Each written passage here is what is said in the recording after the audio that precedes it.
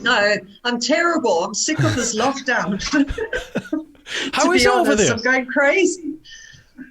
You're in Mexico, aren't you? Is that where you are just now? Yeah.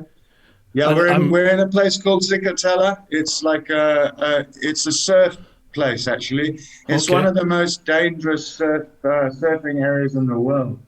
But bloody excellent going down. I'm allowed to swear? No, I'm not. Yeah, of course you are. No It's so good problem. going down to okay. It's so cool going down to the beach there because they're proper adventurers in their own way, man. Well, extreme sportsmen.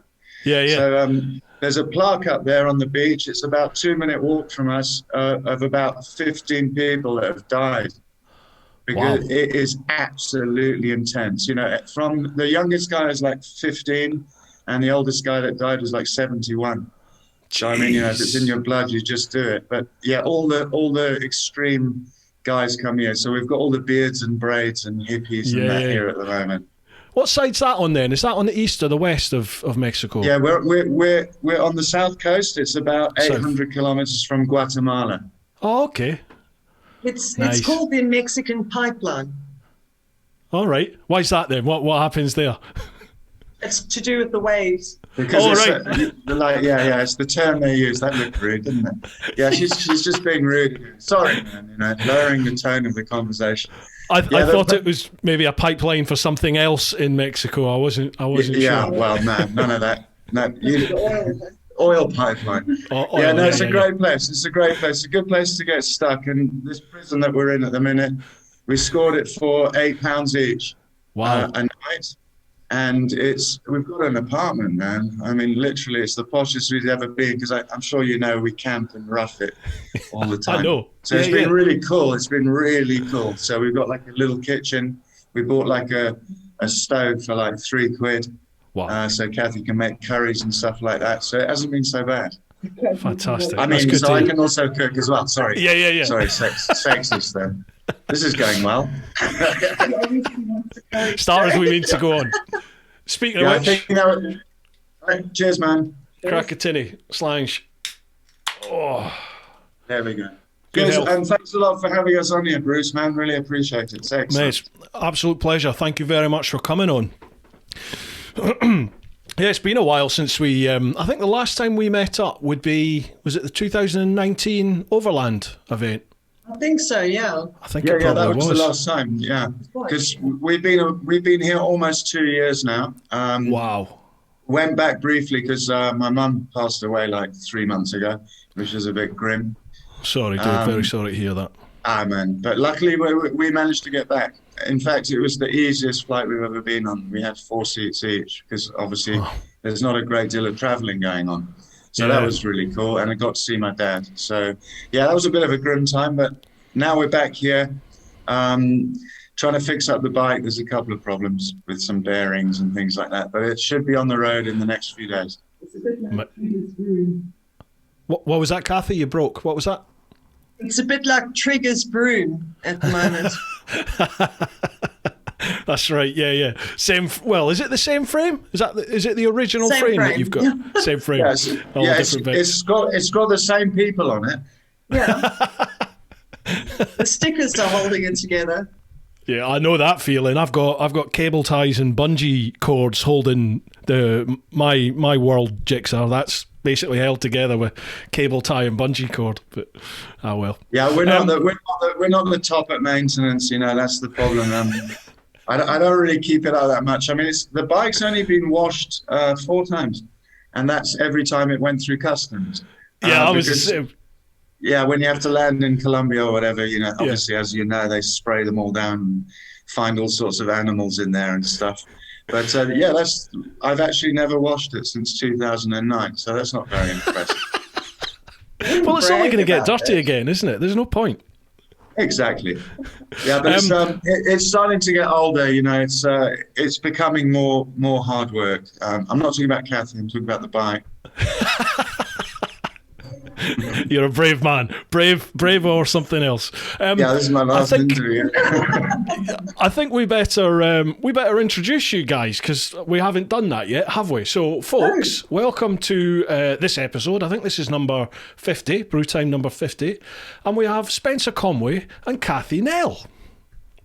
Hi, thanks a lot. No, that's brilliant. It's great to be here, and to be on your 50th show, man, is an extra bonus. I just want to just jump in and say everyone loves your shows, Bruce. So, Oh man, thank you very much. It's very kind. We're glad that you gave up your job in the constabulary to do this. I think people appreciate it loads. How's it going? You having a good time, man? I am.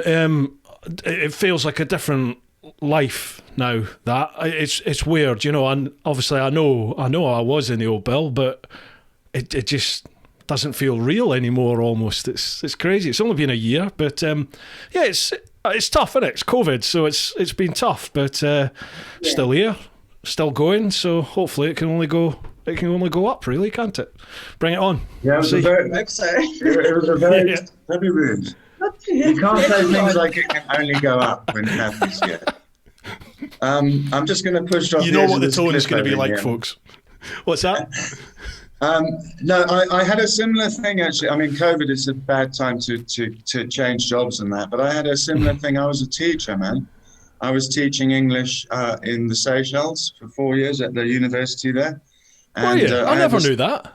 Yeah, man. I was a lecturer at the School of Art and Design, and I'm not a suit and tie person. I was the only teacher in the history of the Polytechnic that wore his sunglasses every day for 4 years. My students never saw my eyes. But that's nothing, Bruce. He was the only teacher who drove into the school bus. Yeah, I did. I drove into So my many own stories. students. Yeah, it was pretty bad, actually. It was we were riding and we went off and had a little bit of a party, and I think I'd had a couple of beers. No and way, it's the not you. Seychelles Islands. Not you. Well, you know, no, a couple. And yeah, I came over a hill and I drove straight into my school bus with all my students on it. So yeah, that didn't go down too well. But it was a great job. But 4 years of that, and then I kind of probably had a similar thing to you, a bit of an epiphany, and I thought, I'm not a tie person, I'm not a suit person. I'm in this tropical country at 30 degrees and I'm inside 8 hours and blah, blah, blah. I need to change my life. And So you went to England at -5 degrees. yeah, that's true. A little bit of a change there. Yeah. What? Yeah, but I mean, in 2009, I mean, Cathy and I talked about it for ages, but about doing Africa. And I respect her. We had 2 kids. We've still got them. We haven't bummed them off. Sold them to do the trip. Yeah. Got a good price. So got us around Africa. And yeah, Cathy just said, "Look, I'll look after the kids. Just go for it." And that's how it started. And then Wow. I met a guy. I was doing it like it was like a fair, you know, a typical English fair. And they asked me to lead it with the motorbike. So we had all these floats and all this stuff. And then this guy came up to me and said, "You're going to try and circumnavigate Africa?" And I said, "Yeah." And he said, "Are you filming it?" And I said, "No, I'm going to write a book," because that was the intention, was to write a book. Yeah. And he said, "Hey, listen, I'm with Diesel Films, Discovery Channel, Travel Channel, etc. I make independent films, and here's a camera." And he sorted me out with a Panasonic HD camera, spent about 45 minutes teaching me how to film, and then said, "Off you go, man." And then I went around and filmed it, obviously. And then when I got shot in Somalia, he flew out, obviously, because that was quite interesting. And yeah, that was it, really. And then I just filmed it. I got back and we took it to Travel Channel and they watched about 30 seconds of it and then they bought the whole series. So it was really lucky, man. Basically, folks, I was just a way to say, what's your name, where'd you come from, what you do, and you've pretty much heard the first chunk of it right there from Spencer.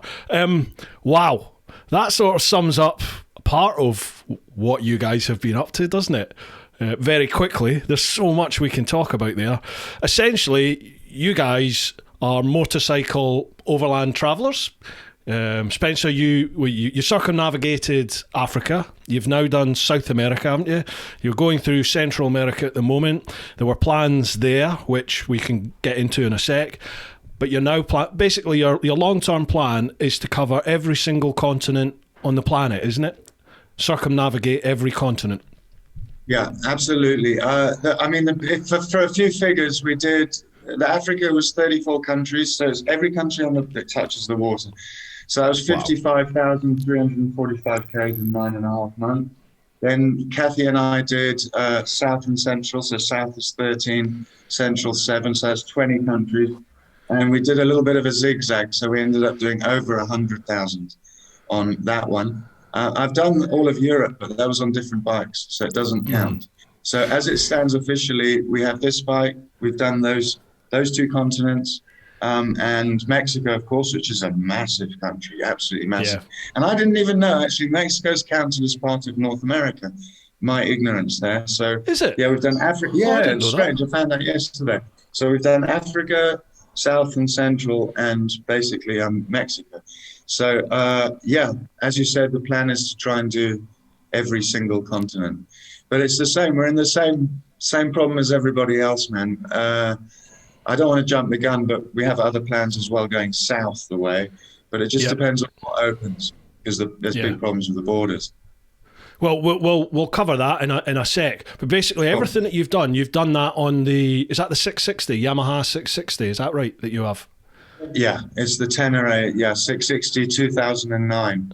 Absolutely brilliant. I mean, people ask me about adaptations and that. The only thing I did was I put a pebble on the bottom of the footrest with duct tape, just to make it a bit wider, and Cathy on the back to make it a lot heavier. So, those are the only adaptations that we've made. And in Chile, I'll tell the truth. In Chile, we met the Dakar team, the Chilean mechanics of the Dakar team, and as a present, we'd done 105,000 by then. He said, "I'll fit a Raptor 700 quad engine as a present for you guys." Wow! So I was like, "And I'll tune up your bike." They did a beautiful job. They really did. It was amazing. It was like a different bike. I mean, he tuned it correctly. I don't even, I'm not so well for that business. So it's not the original cylinder head, but the Raptor 700 quad is totally compatible. Wow. So yeah, we've got that. So it is a bit of a trigger broom, as Cathy said. But it's the same bike, and we want to try get it around every continent, that particular bike. Yeah, I was going to say, is that the plan, is just to keep using essentially the same bike? Awesome. Right, so the last time we spoke, 2019, you guys were heading to, you were going to go and try and cross the Darien Gap, weren't you? And you were going to set up your moto camp. That was in South or Central America you were planning to set that up? That was in South America, in Ecuador. In a little place called Baños up in the mountains. It's absolutely beautiful there. Yeah. Ecuador's stunning, isn't it? I love that place. It's incredible. It's an amazing place, and it was going really well, actually. We had Derek Reinhardt, you probably know him, I don't know, the Irish guy that traveled. Yeah. We had a whole group of those guys turn up, and in the first week we had 50 bikers, but our land wasn't big enough, and the woman next door wouldn't sell. Decided not to sell. Yeah, so it was brilliant. There was that, but also Cathy and I are absolutely useless at altitude. Some people can cope with it. I mean, she didn't eat for bloody like 3-4 months, and it was actually affecting us. And it's only 3,000 and something meters, but we're not good over 2.5. I don't know why. Some people, born to be mountain climbers. Yeah. It took us 3 tries to get to Death Road, because you have to go over 3,000 meters. And the first time we went over, Cathy clapped me on the back of the head. She was like, "You're riding rubbish." I was like, "What are you talking about?" But it's the altitude. It makes you act odd, and you don't really realize it. It's not just the breathing and all that. It's your decision making.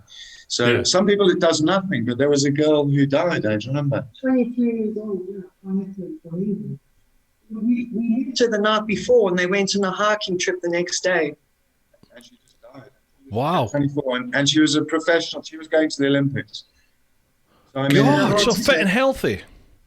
Totally fit and healthy. And I was just going to say, every time you go up, it's a different experience. It's never the same. So you never know how your body's going to react. You've just got to be, quite careful. And get down, yeah. But we didn't know enough about altitude. We were just riding the bike, from ground level to 3,000 meters in a day. So we messed us lungs up a little bit. Yeah, we didn't do any of the acclimatizing, and if you do it really fast, I mean, the headache is the worst because it's like real, like one of the. Yeah. But it's the ability to ride the bike. That's the biggest problem. So, just if anyone's listening, if they feel a bit funny at altitude, it's really a good idea to get back down and just give yourself time, because you think you're making the right decision. But Cathy was correct. I was riding badly. You don't realise what you're doing. I was just a way to say, I don't think I went anywhere particularly high when I was doing South America, but I don't ever remember feeling any effects of it. But as you said, you probably wouldn't even recognise it, would you? If you're by yourself, you just plod on. Yeah. Did you go through Peru?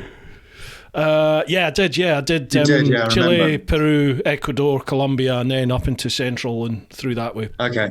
So you must have done some altitude, but like you say, you didn't really feel it. Yeah, I mean. Yeah, didn't notice it. I think people were thinking that we were a bit soft at times, but it actually wasn't. It wasn't the case. Mate, you can't argue with your body, can you? There's certain things that's, as you said, it's your genes. It's just nature for you, isn't it? That's the way it is. Well, we went up to 4,700 meters in one day, and we spent a night up there. We got pleurisy from Jesus. that. Did you? So that's what's actually gave us problems. I mean, it's okay now, but it gave us problems as we were traveling through altitude. So I think that's what affected us most of the time. Yeah. God, that's serious stuff, pleurisy. Yeah, it is, man. But talking about health issues, I had one here recently, and we don't need to travel to have issues, but I'll just tell you really quickly if that's all right, man. I had a crash. I went up 12 stairs. No way. Year. You? Yeah, and I know, unbelievable. And I think I don't know, maybe looking at a beautiful girl or something, and I didn't know where I was going, and I planted the bike straight into, basically into a wall. And I flew up in the air, and I landed on the petrol tank with my meat and 2 veg. And one of them's, I've had problems with it since, so I'm just trying to sort out an operation. So I went to the clinic here. Cathy needed just a general checkup. So I took a translation. My Spanish isn't too hot. So I took this translation in, and I said, I'd like to book an appointment for my wife. And I handed it. And she was looking at it. There was 2 other women behind looking over. And she said, okay, so your wife has a problem with her testicle. I'm like, sorry, man. Wrong note. That's actually me. Wife just wants a checkup. I do apologize. My Spanish isn't too hot. So, brilliant. So anyway, just so the viewers know all the details, I strangled my testicle, so I need to have an operation. We don't want to know. Oh, what, you still have it? You've still got that. I've still got it. I've still got both of them. Why? Do you want it off already? Yeah, I've had it over a year, man. You've had strangled nuts for over a year? Yeah, it's like sitting on a cushion at the moment. A sore cushion. Forget the beer. Have a whiskey or something. Sheesh. No, it's actually worse than that, Bruce. I've actually crushed something inside. So they need to work on that as well. So it's ridiculous. Yeah. So sorry about this, guys. But for all the men, they will go ooh, and all the women will hopefully go shame. I'll stroke it for you. Every bloke listening to this is currently crossing their legs, aren't they? Holding their breath. Yeah, and they won't ride again, will they? Oh my God, no. Have you been riding with that as well? Yeah, of course, man. Yeah, dirt roads. You're a lunatic. Yeah. And surfing? No, it's all right. Yeah, I stand up and Cathy holds onto my hips from behind. I was wondering what you were going to say there. Yeah, no, onto my hips. Yeah, no, holds onto my hips. Yeah. But yeah, I mean, that's the way it goes, man. I mean, I get lost in my own kitchen. I fall off chairs. So I've got Cathy, yeah, loads and loads of injuries. Folks, you've probably gathered by now what the tone of the conversation that's going to be going on for the next while. How about, there's so much we can chat about, guys. How about we crack on with questions, because obviously, as you'd expect, there are so many questions, and that will just open up a whole new can of worms and different routes that we can go down in the convo. So, First off, we'll go to Patreon, as always, patreon.com/TeapotOne. First one, Clive Goodwin. A question for Spencer, Cathy and yourself. In all your travels all over the world, has there been one person you've met who still to this day sticks out in your mind for their kindness, weirdness or bizarreness, and why? Well, that's a good question. God, you guys must have met so many people. Do you want to go first or I go first? Yeah, I met a girl called Johanna. She was riding around South America on her bicycle, but she was a mountaineer, and she had an amazing story. It was basically a friend of hers that was climbing with her died on the mountain, and it was the story of them getting her body off the mountain and all the stuff that she had to go through, and just the strength and the positivity, and she was just absolutely wonderful. Yeah, and she was traveling solo. She was traveling solo. I think trying to get away from her demons from that, but she was an amazing woman. Yeah, she always stand out. Yeah, her character, she's just amazing. But she also, I think it was more her positivity towards life. She's an inspiration. Definitely. I mean, what was her, do you remember what her name was? Sorry, what was her name? Johanna Janklaus, her name was. Okay, and she got a blog or YouTube or social media, or can people follow her? She doesn't. She hasn't actually made it a public story. I think it's something that she's still dealing with. But she's on my Facebook. So she's a great woman. Yeah, great story, so inspirational. Yeah. But as far as I was just going to say, the people that you meet, the variety of people you meet when you sort of overland travel, that. As you said there, Cathy, some people have incredible reasons, meanings behind what they're doing, and other people are just they're just hitting the road to see what's out there. It's so varied. Yeah, we met an English guy. We met an English guy at 5,000 meters on a bicycle, and he'd been traveling for 7 years, and he'd been to 180 countries. I mean, he was just solid as a brick. A little guy, but tough as nails. Amazing.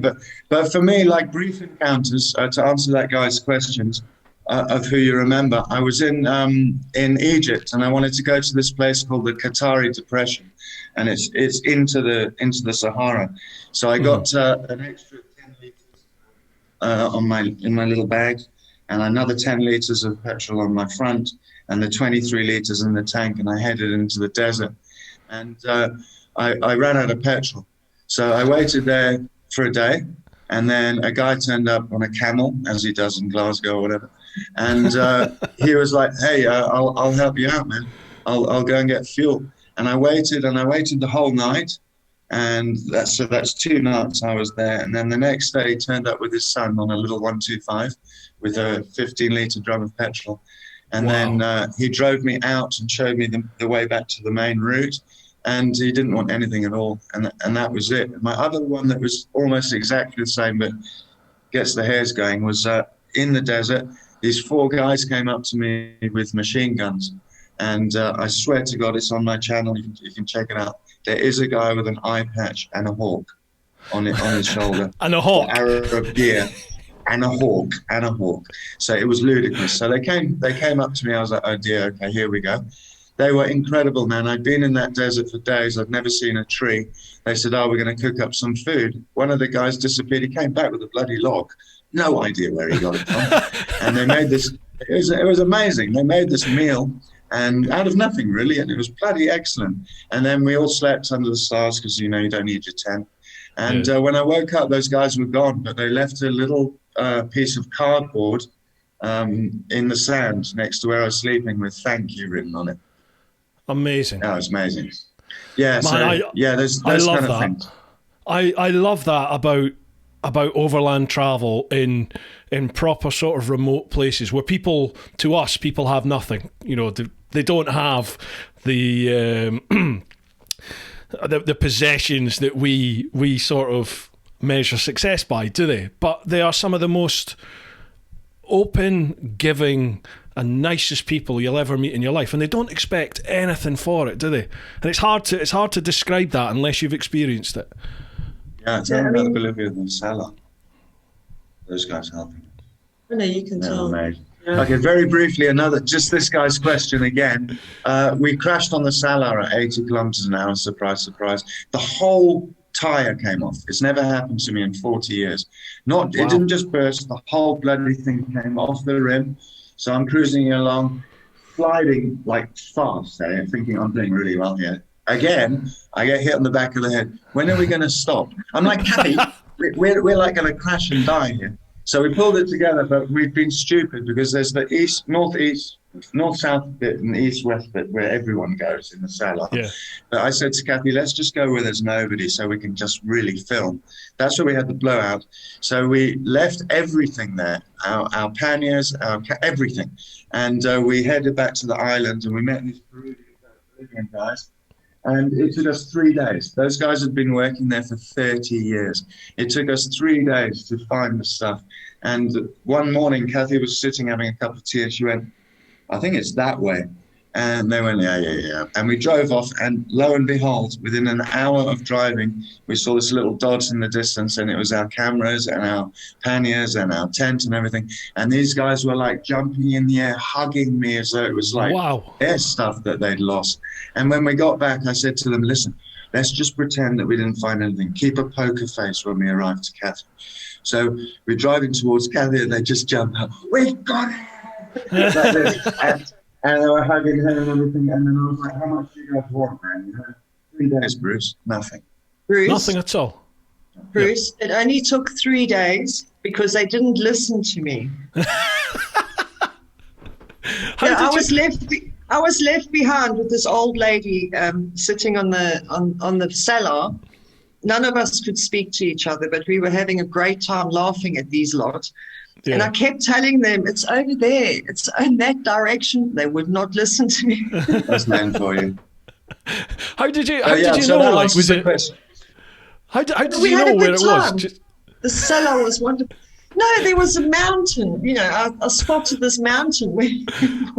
A mountain in South America. Wow. Yeah.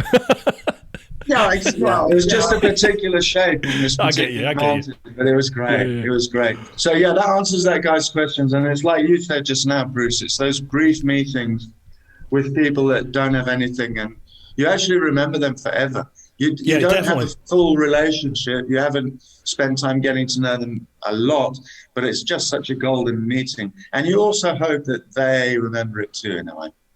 Yeah, but I mean, definitely. it is one of the best things about traveling. It's those brief encounters that you have.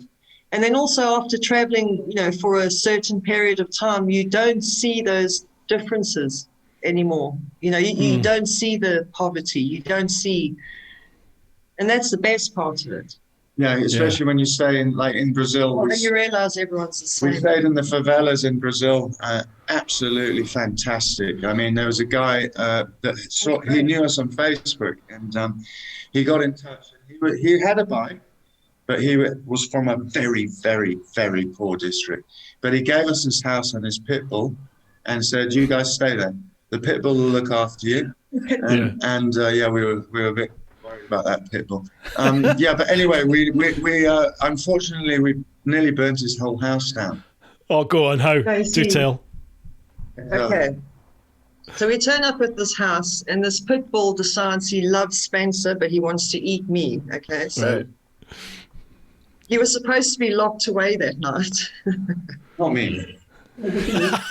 But Spencer never locked him out. He left the gate open so the dog could come into the house. Mm-hmm. Anyway, we had one of those mosquito coils, you know, that you burn them. I don't know if you've ever known. And we left it next to a roll of toilet paper on this counter, and it all caught alight. And how it happened was... It felt like to the TV and the wardrobe. But this dog jumped on top of me in the dark with its face in my face to wake me up with this fire. And myself and this dog were running up and down like crazy, you know, getting rid of the fire and all this rubbish. Spencer slept through the whole thing. No way. He did. He slept through the whole thing. There, I was absolutely, I was so scared of this dog, and he was running around after me. He's about as big as me. Yeah. And at the end, we're sitting there, and he still looked like he wanted to eat me. And I just went, Connor, you saved our life. You're such a good puppy. And that was it. He was all over me. I was going to say, yeah, what was he like? Spencer Your best eventually, mate. after all the action, Spencer woke up, but I was hugging the dog on the bed. We were lying there. But we obviously, the guy didn't mind, man. We burned his TV, we burned his wardrobe and all that. Yeah, it was a proper fire. Oh my God. He was cool about it. He said, like, mistakes happen. I mean, we would have burned down the whole favela and had to do a runner or something. So yeah, it was quite lucky, man. I offered him some money that we didn't have, but he didn't want any. What was it like then in the favelas? It was fantastic. It was wonderful. We went out at night to walk around, and it was really, really quiet. I can't explain. It was dead quiet.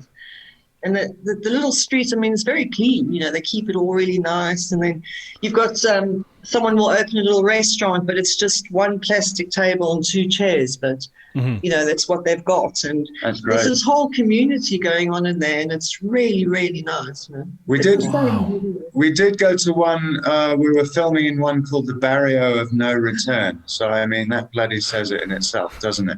So what this is, it's a barrio of naked people. So a lot of them. So they stand at bus stops, the prostitutes and that, and they're totally naked, and they're standing next to a businessman with his briefcase and all this, you know. Wow. So I was like, this is really like interesting. We got to go in and check this place out.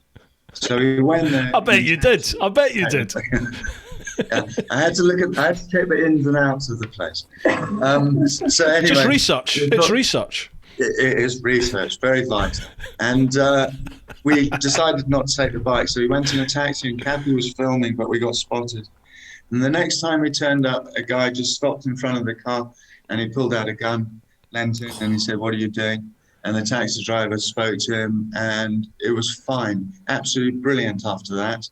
And he jumped in the back, and we had run of the place for ages. But then on one particular day, it was in the mid-afternoon. We were coming back from one of the shops in the corner of the favela, and we got attacked by 5-6 people. That guy tried to stab me in the head, and I managed to grab the knife and I punched him. Cathy was held by 3 people. They were going through her pockets and everything. I punched this guy. He fell down. I stepped backwards into like an 80-year-old man to avoid this guy that was attacking me, and the old man fell down and split his head open. Cathy was in the meantime with these others. They got nothing off us, and they were just going, mobile phone. Cathy was like, I don't have one. But the amazing thing was, there was a guy like Ali G there as well. He had like a tracksuit on, and he was like behind going, no, they're getting mugged. And then as these guys were running off, this crazy woman, she goes, oi. So the guy stops and he looks back and she says, give me the keys for my room. You don't need the keys for my room. The guy was like, dropped the keys in the road and ran off. I was like, Cathy. Wow. But yeah, that was a situation. They were not Colombians. It was, they were new faces in the town. So we were known in that favela, and it was all good. So it was just purely a robbery, purely a mugging. That was all that was. Yeah, we actually, in the Barrio, we spent 2 months there originally when I got blood poisoning. And then when we got mugged was when we went back, and they, you know, we knew the community. It was really nice. They were actually very good to us. And when we got there, they warned us that there were new kids in town, and they were literally kids, you know. I had actually met the one, his name was Johnny Dollar. Johnny Dollar. Yeah, so typical Colombian name. It was Johnny Dollar's friends that tried to rob us. Nice. And you could tell their age because they were so shocked that we didn't have mobile phones. It was pathetic, you know. Anyway. They couldn't put me up. They tried to hold you like that and pick you up, but I mean, we're not little people. They're like, they couldn't pick us up. So they're just like, we'll just go through your pockets quickly. You know? Yeah. I saved us, yeah. Moving from here, we're going to another place. The vibe's bad. So she looked for a room on the internet, booked it, taxi turned up, We gave him the address. The taxi driver looked at us a bit weirdly, and he drove around the block and stopped. And he went, "Here's your room." In a city with 5 million people, Cathy booked a room where we were overlooking our muggers. I love you too. I love you too. Isn't that crazy, eh? Awesome. Wow.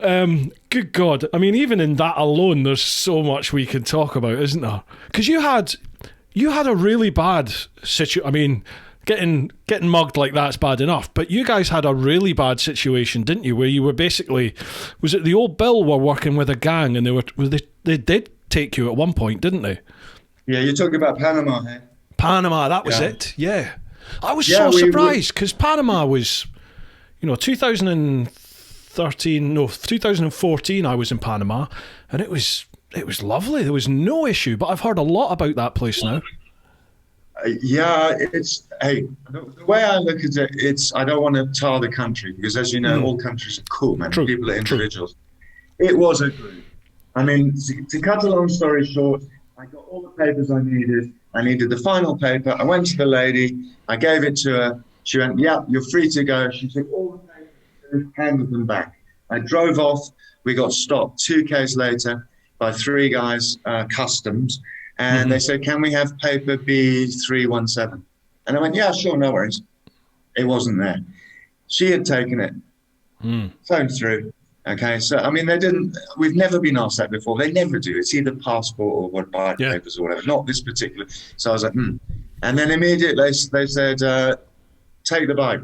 And they pulled my bike and they put it into a warehouse while we were standing on the road. And then they split me and Cathy up. And then they took me into a room and they said, "We want $3,000 for your motorbike. That's the only way we're going to release it." So I said, "No." Do you know what they did, man? They brought another 2 guys in and they locked the door. And I thought, okay, this is it. This is where I get the beating. Yeah. So Cathy saved us, man. She said, "Can we use the phone?" And to call her about the money, wasn't it? Yeah. You go. Yeah, no, I said to him, "That's fine. I'll pay you your $3,500. And I gave him my bank card, my credit card. And he said, no, we need cash, which I knew anyway. It was obvious.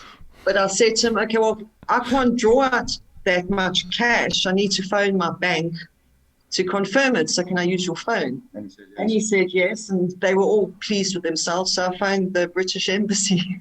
Wow. Who then on his phone, so the British Embassy, after I gave him the phone back, called him back immediately. And he knew they were. And then they were angry. Oh, yeah. Well, it might not have been a good thing to do. It was 4 days then after that. So then they let us go, but they wouldn't let the bike go because they thought something, but they still wanted to try. So we got to a room. As we were standing by our room, these guys came past in a big truck with machine guns checking us out and everything. And Cathy phoned up Greg Turp. I don't know if you know Greg. And, I've seen the name. Yeah, he's commented quite a lot. And they organised the bike, and these bikers came and surrounded our room and protected us. Actually, I was going to say what was absolutely wonderful is that they were on the phone with us all night. We were getting threatened constantly. They tried to arrest us when we went out to get food. They tried to arrest me for shoplifting. The whole thing was a total scam. I said to Cathy, "Wait here, we need food, it's dangerous, huh?" And then I went into the supermarket, paid for my food, and as I walked out, they said, "Oh, no, you didn't pay for that, you're under arrest." So I said, "No, the receipts the shop said that. In the bin." Yeah, the shop said that. The receipts in the bin said, "No, we're not looking in the bin." And it was constant. I'm sorry, I just need to correct something. Greg Turk was the one who was on the phone with us and helping us the whole time. There were other guys that brought the bikers, So then, what else happened? So then they came and told us that there was a criminal gang that had targeted us and that we needed to get out of there. And who were those people? Customs. They were customs. They weren't a criminal gang. Okay, so customs had decided they could make some money out of you. Yeah. Wow. We don't really know. It was so weird, Bruce. I remember. Easter. I followed. Yeah, I was following your postings on. I think it was Facebook or Insta. I think it was Facebook. Yeah, I was following the postings there, and it was just like, what a roller coaster. I mean, God, I don't know about you lot, but I was shitting it, and I felt exhausted when you got out. You know, when you finally got free from it, and I was, oh my God. It took us a long time to actually get over it. I bet. Yeah, I bet. I think we were a little bit. I agree. Yeah. Is that the first time anything to that degree has happened? You know, anything that's been as protracted. We find ourselves in situations when you're overlanding where it's like an instant oh shit moment, isn't it? But generally you get out of it and you can move on. But I've never had anything, certainly last days, like that. For me, the worst thing for me was Mauritania being taken and held. But it was just similar to what happened with you. It's just a gang were working with the police, and when we got to the Rosso border, basically the police sort of handed us over to a gang, and they took us. It was me and this South African chap, Robert. They took us to a concrete room and kept us for a few hours, did the good cop, bad cop thing to try and get as much money out of us as they possibly could. And, you know, I think that in total, that was probably about 4 hours, 5 hours. It felt like a month, but it was only 4 or 5 hours. For you, like, that went on for days, didn't it, what you had? Yeah, I think you've hit the nail on the head. I think it was the extent, it was the 4 days. It was a nasty, nasty situation. And I mean, actually, when they came and said, you've been targeted by a gang, you've got to leave, they brought an armed truck and they saw us to the border. And we didn't even do our stamps and all that business. It was just go. So, you know, they got us out of there. But so it's all a bit of a fog when things like this happen, isn't it? Mm-hmm. Yeah, but I just want to point out, you know, it's not the group of guys, the people that got us out were actually working for the Panama government. They were the military, the INNOVV, the police. They were absolutely fantastic. Yeah. So it was, even though these guys were with the INNOVV or, they were real. They were working for the people, but they were a little bit dodgy. Yeah. And, but it was the Panamanians that eventually got us out in the end. So, you know, nothing against them at all. No, nothing. Absolutely. We're going back anyway, Bruce. We have to go back to get through the Darien. Yeah. Through Darien. I was going to say then, we'll move on to that. So the Darien Challenge, basically anyone that's listening, if you've never heard of the Darien Gap, it's about 100 miles, isn't it? If you imagine a road coming from North and Central America all the way down, well, there's a road called the Pan American Highway, which effectively links up the whole continent.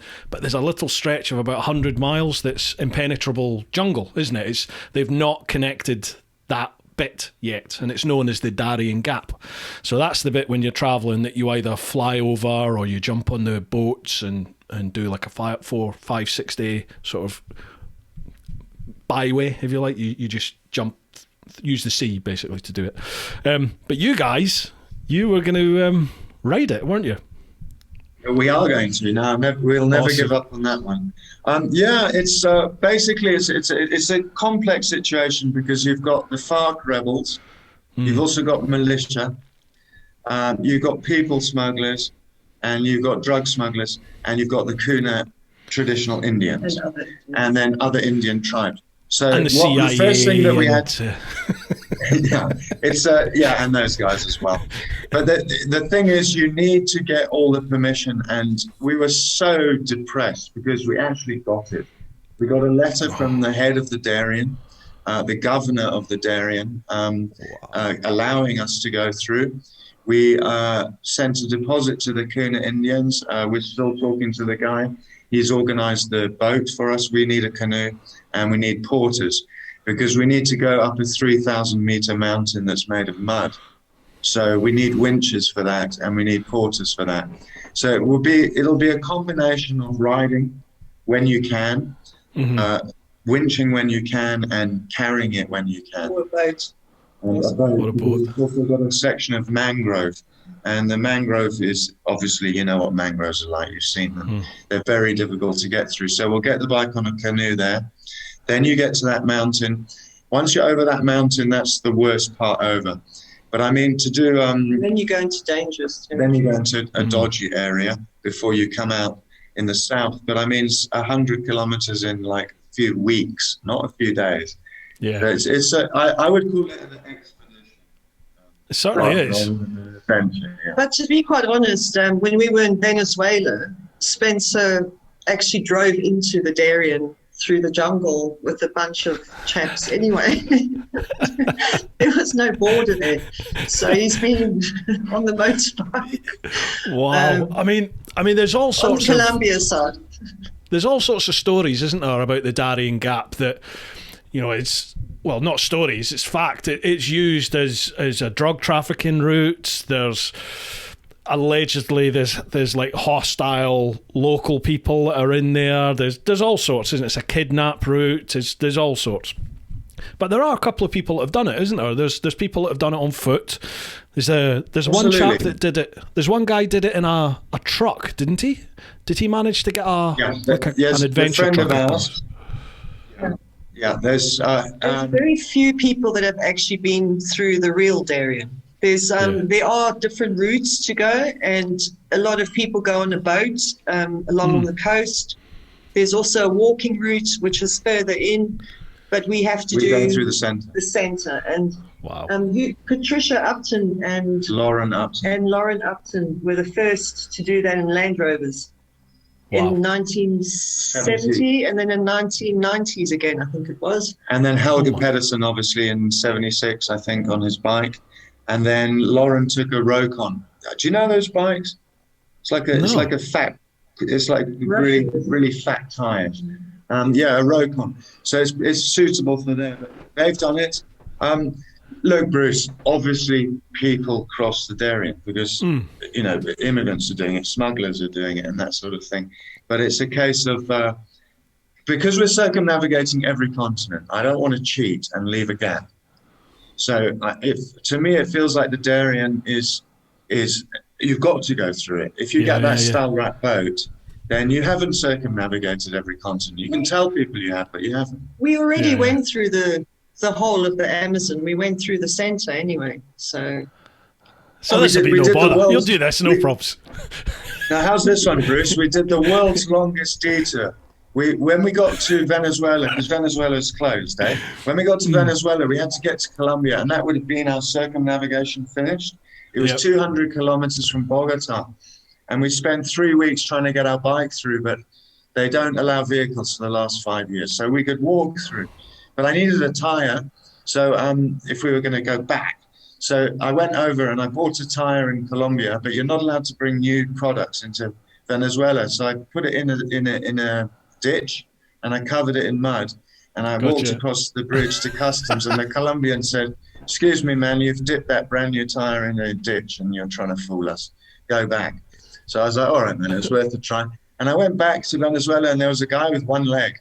And he came up to me and he was like, hopped up to me. He was like, I can smuggle that for you. I was like, how are you going to smuggle it for me? And he said, no, I'll go under the bridge. I'll hop through. He didn't say hop. I'll go through the jungle. I'll go through the river and I'll come out the other side. So I was like, cool, man. So he stuck it over his neck and he hopped off. We went back to Venezuela and he came up on the other side like, yeah, like this. And he had my tire. And he was waving to the Colombian customs and everything.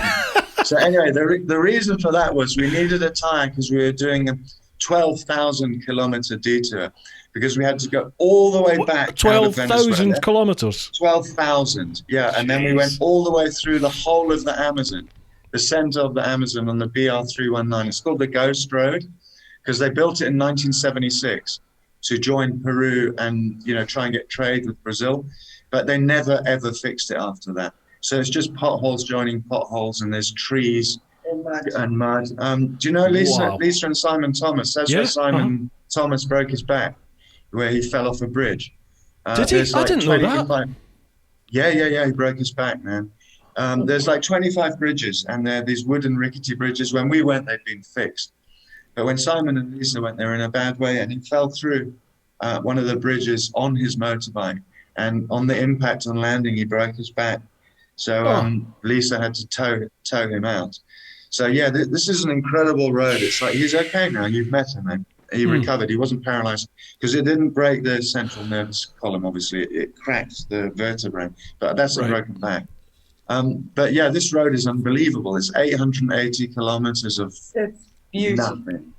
I bet it is stunning. Sloths and absolutely amazing. But on that route, I got a lot of a slap on the back again, on the back of the head, because I had malaria, and I didn't know it. But every day we were riding through the Amazon, I was saying to Cathy, I feel a bit sick. She was like, I need a real man, not a wimp. So I rode for 2 weeks with malaria.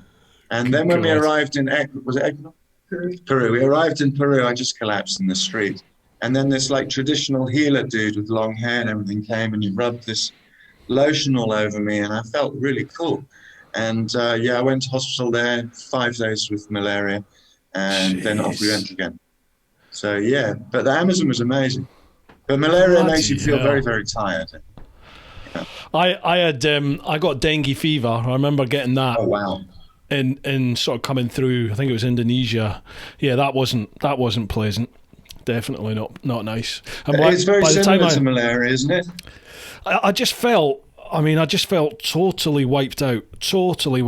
And I had that sort of fatigue. To be honest, I don't think that fatigue's ever left me. But I remember for a good couple of weeks in Indonesia, I just felt, just done. Like I wanted to sleep, and it was coming out all ends. It was horrible. It wasn't pleasant. No, absolutely, man. I mean, it's like it's the headache, and I think what you just said, you've got no batteries there. You've just got no power. You're just weak. Yeah. When I got back to the UK, sorry, go on. No, go ahead. When I got back home to the UK, I had to, for my old job in the old bill, used to carry the gun, so you had to get a firearms license, a yearly fitness test. And I remember doing the fitness test, and I failed the beep test, and it wasn't particularly hard for us, and it wasn't something I'd ever really struggled with. So I remember thinking, I've sat on my bum for the last year and a half on a motorbike. It's my own fault. I'll do some training. And I remember the more training I was doing, the more tired I was getting. And anyone that's done the beat test, I was struggling to get to like level 3, which is walking. It's a walking pace. And I thought, well, this isn't right. So I went to the doctors and just said, I'm not feeling great here. Something's not right. And he attached the old heart monitor to me, and it turns out I developed an erratic heartbeat whilst I was away. And he said that may be possibly an offshoot of the dengue fever. Might have caused it. So who knows? So I got the old zap. And that was it. They zap you. The defibrillator. Bloody hell, man. Yeah, they just stopped the...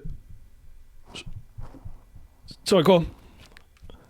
No, I was just going to say the long distance travel on the motorbike does give you a bit of wear and tear yourself.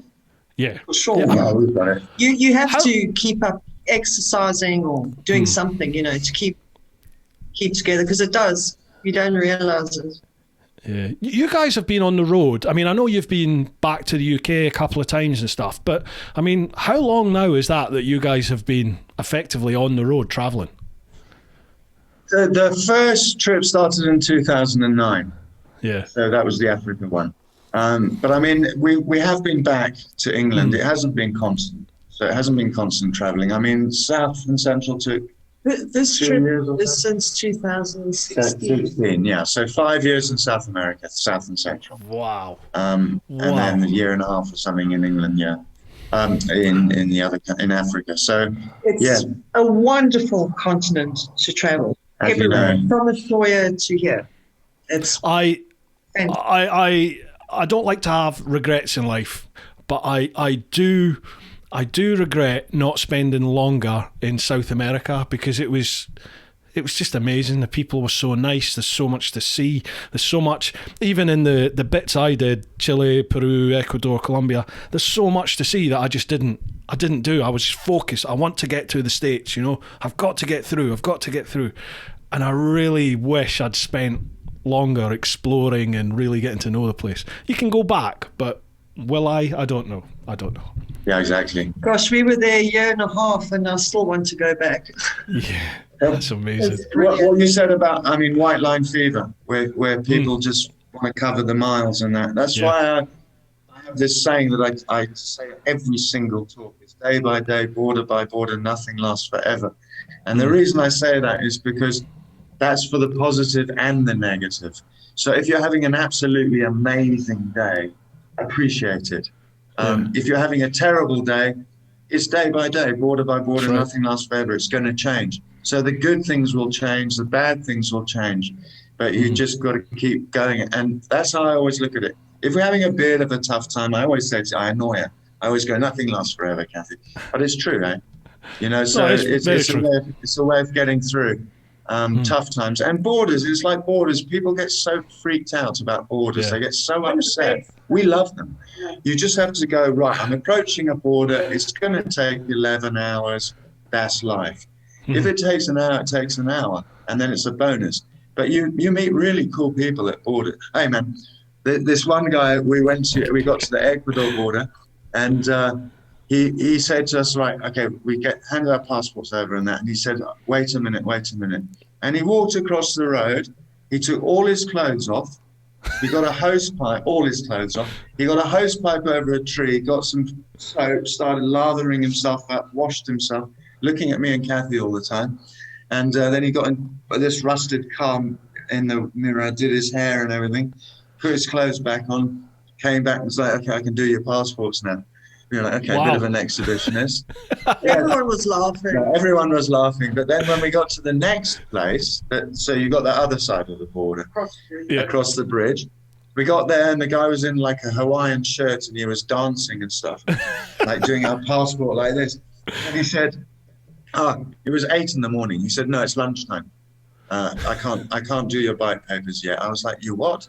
So he disappeared. There was one little hut at the border where this woman was serving a bit of food. And he just stayed there. So after an hour and a half, Cathy and I, like every bloody tourist, you get hungry and thirsty. So you're like, okay, we'll go over there. It's his wife. So honestly, what he does is, he just keeps everybody waiting. If you buy a sandwich and a Coca-Cola, you'll get your stamp. So we had the naked guy, one guy, and this dancing fellow on the other one. Brilliant. Yeah, I was going to say the best borders are those little ones that you go to, like the really little ones in the jungles or something, where there's only a hut or, they're the best borders, honestly. You meet characters there. At the DRC border, Democratic Republic of Congo, I went through the middle of there. Everyone goes on the coast. And the road I had a Michelin map because I don't carry GPS. We still don't have one. I had a map on me, Michelin map. And I went through this route, which was marked, and it disappeared. And it just became a track. And eventually I had to cut my way through with a machete. And I did 10 kilometers. Yeah, I did 10 kilometers in 11 hours. And I came out to this clearing, and there was like a hut there. And there was a guy sitting there. He nearly fell off his bloody chair. This like 6'4" white guy covered in mud. And I came through. He was like, where have you come from, man? And I said, Makela de Zomba. And I heard the sentence that every adventurer ever wants to hear. He said, no one's been through here for 3 years or so. Oh, no. I was like, yeah. So then he comes to stamp, right? He's got his uniform and everything. He comes to stamp my passport. I've got the passport here. And it dried up like years ago, the passport stamp. So he was like, it's not working. So he said, don't worry, I'll fix it. So he wrote in my passport, Mr. Spencer Conway is allowed to pass. Wow. I was like, is this going to get me through, man? Yeah. So, and it did. So that guy's probably still sitting there like now, 5 years later, waiting for the next idiot to come through. But that was an amazing experience.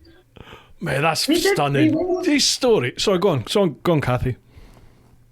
We went through many little jungle towns, like places that weren't even recorded on the maps and stuff because we were just finding these places.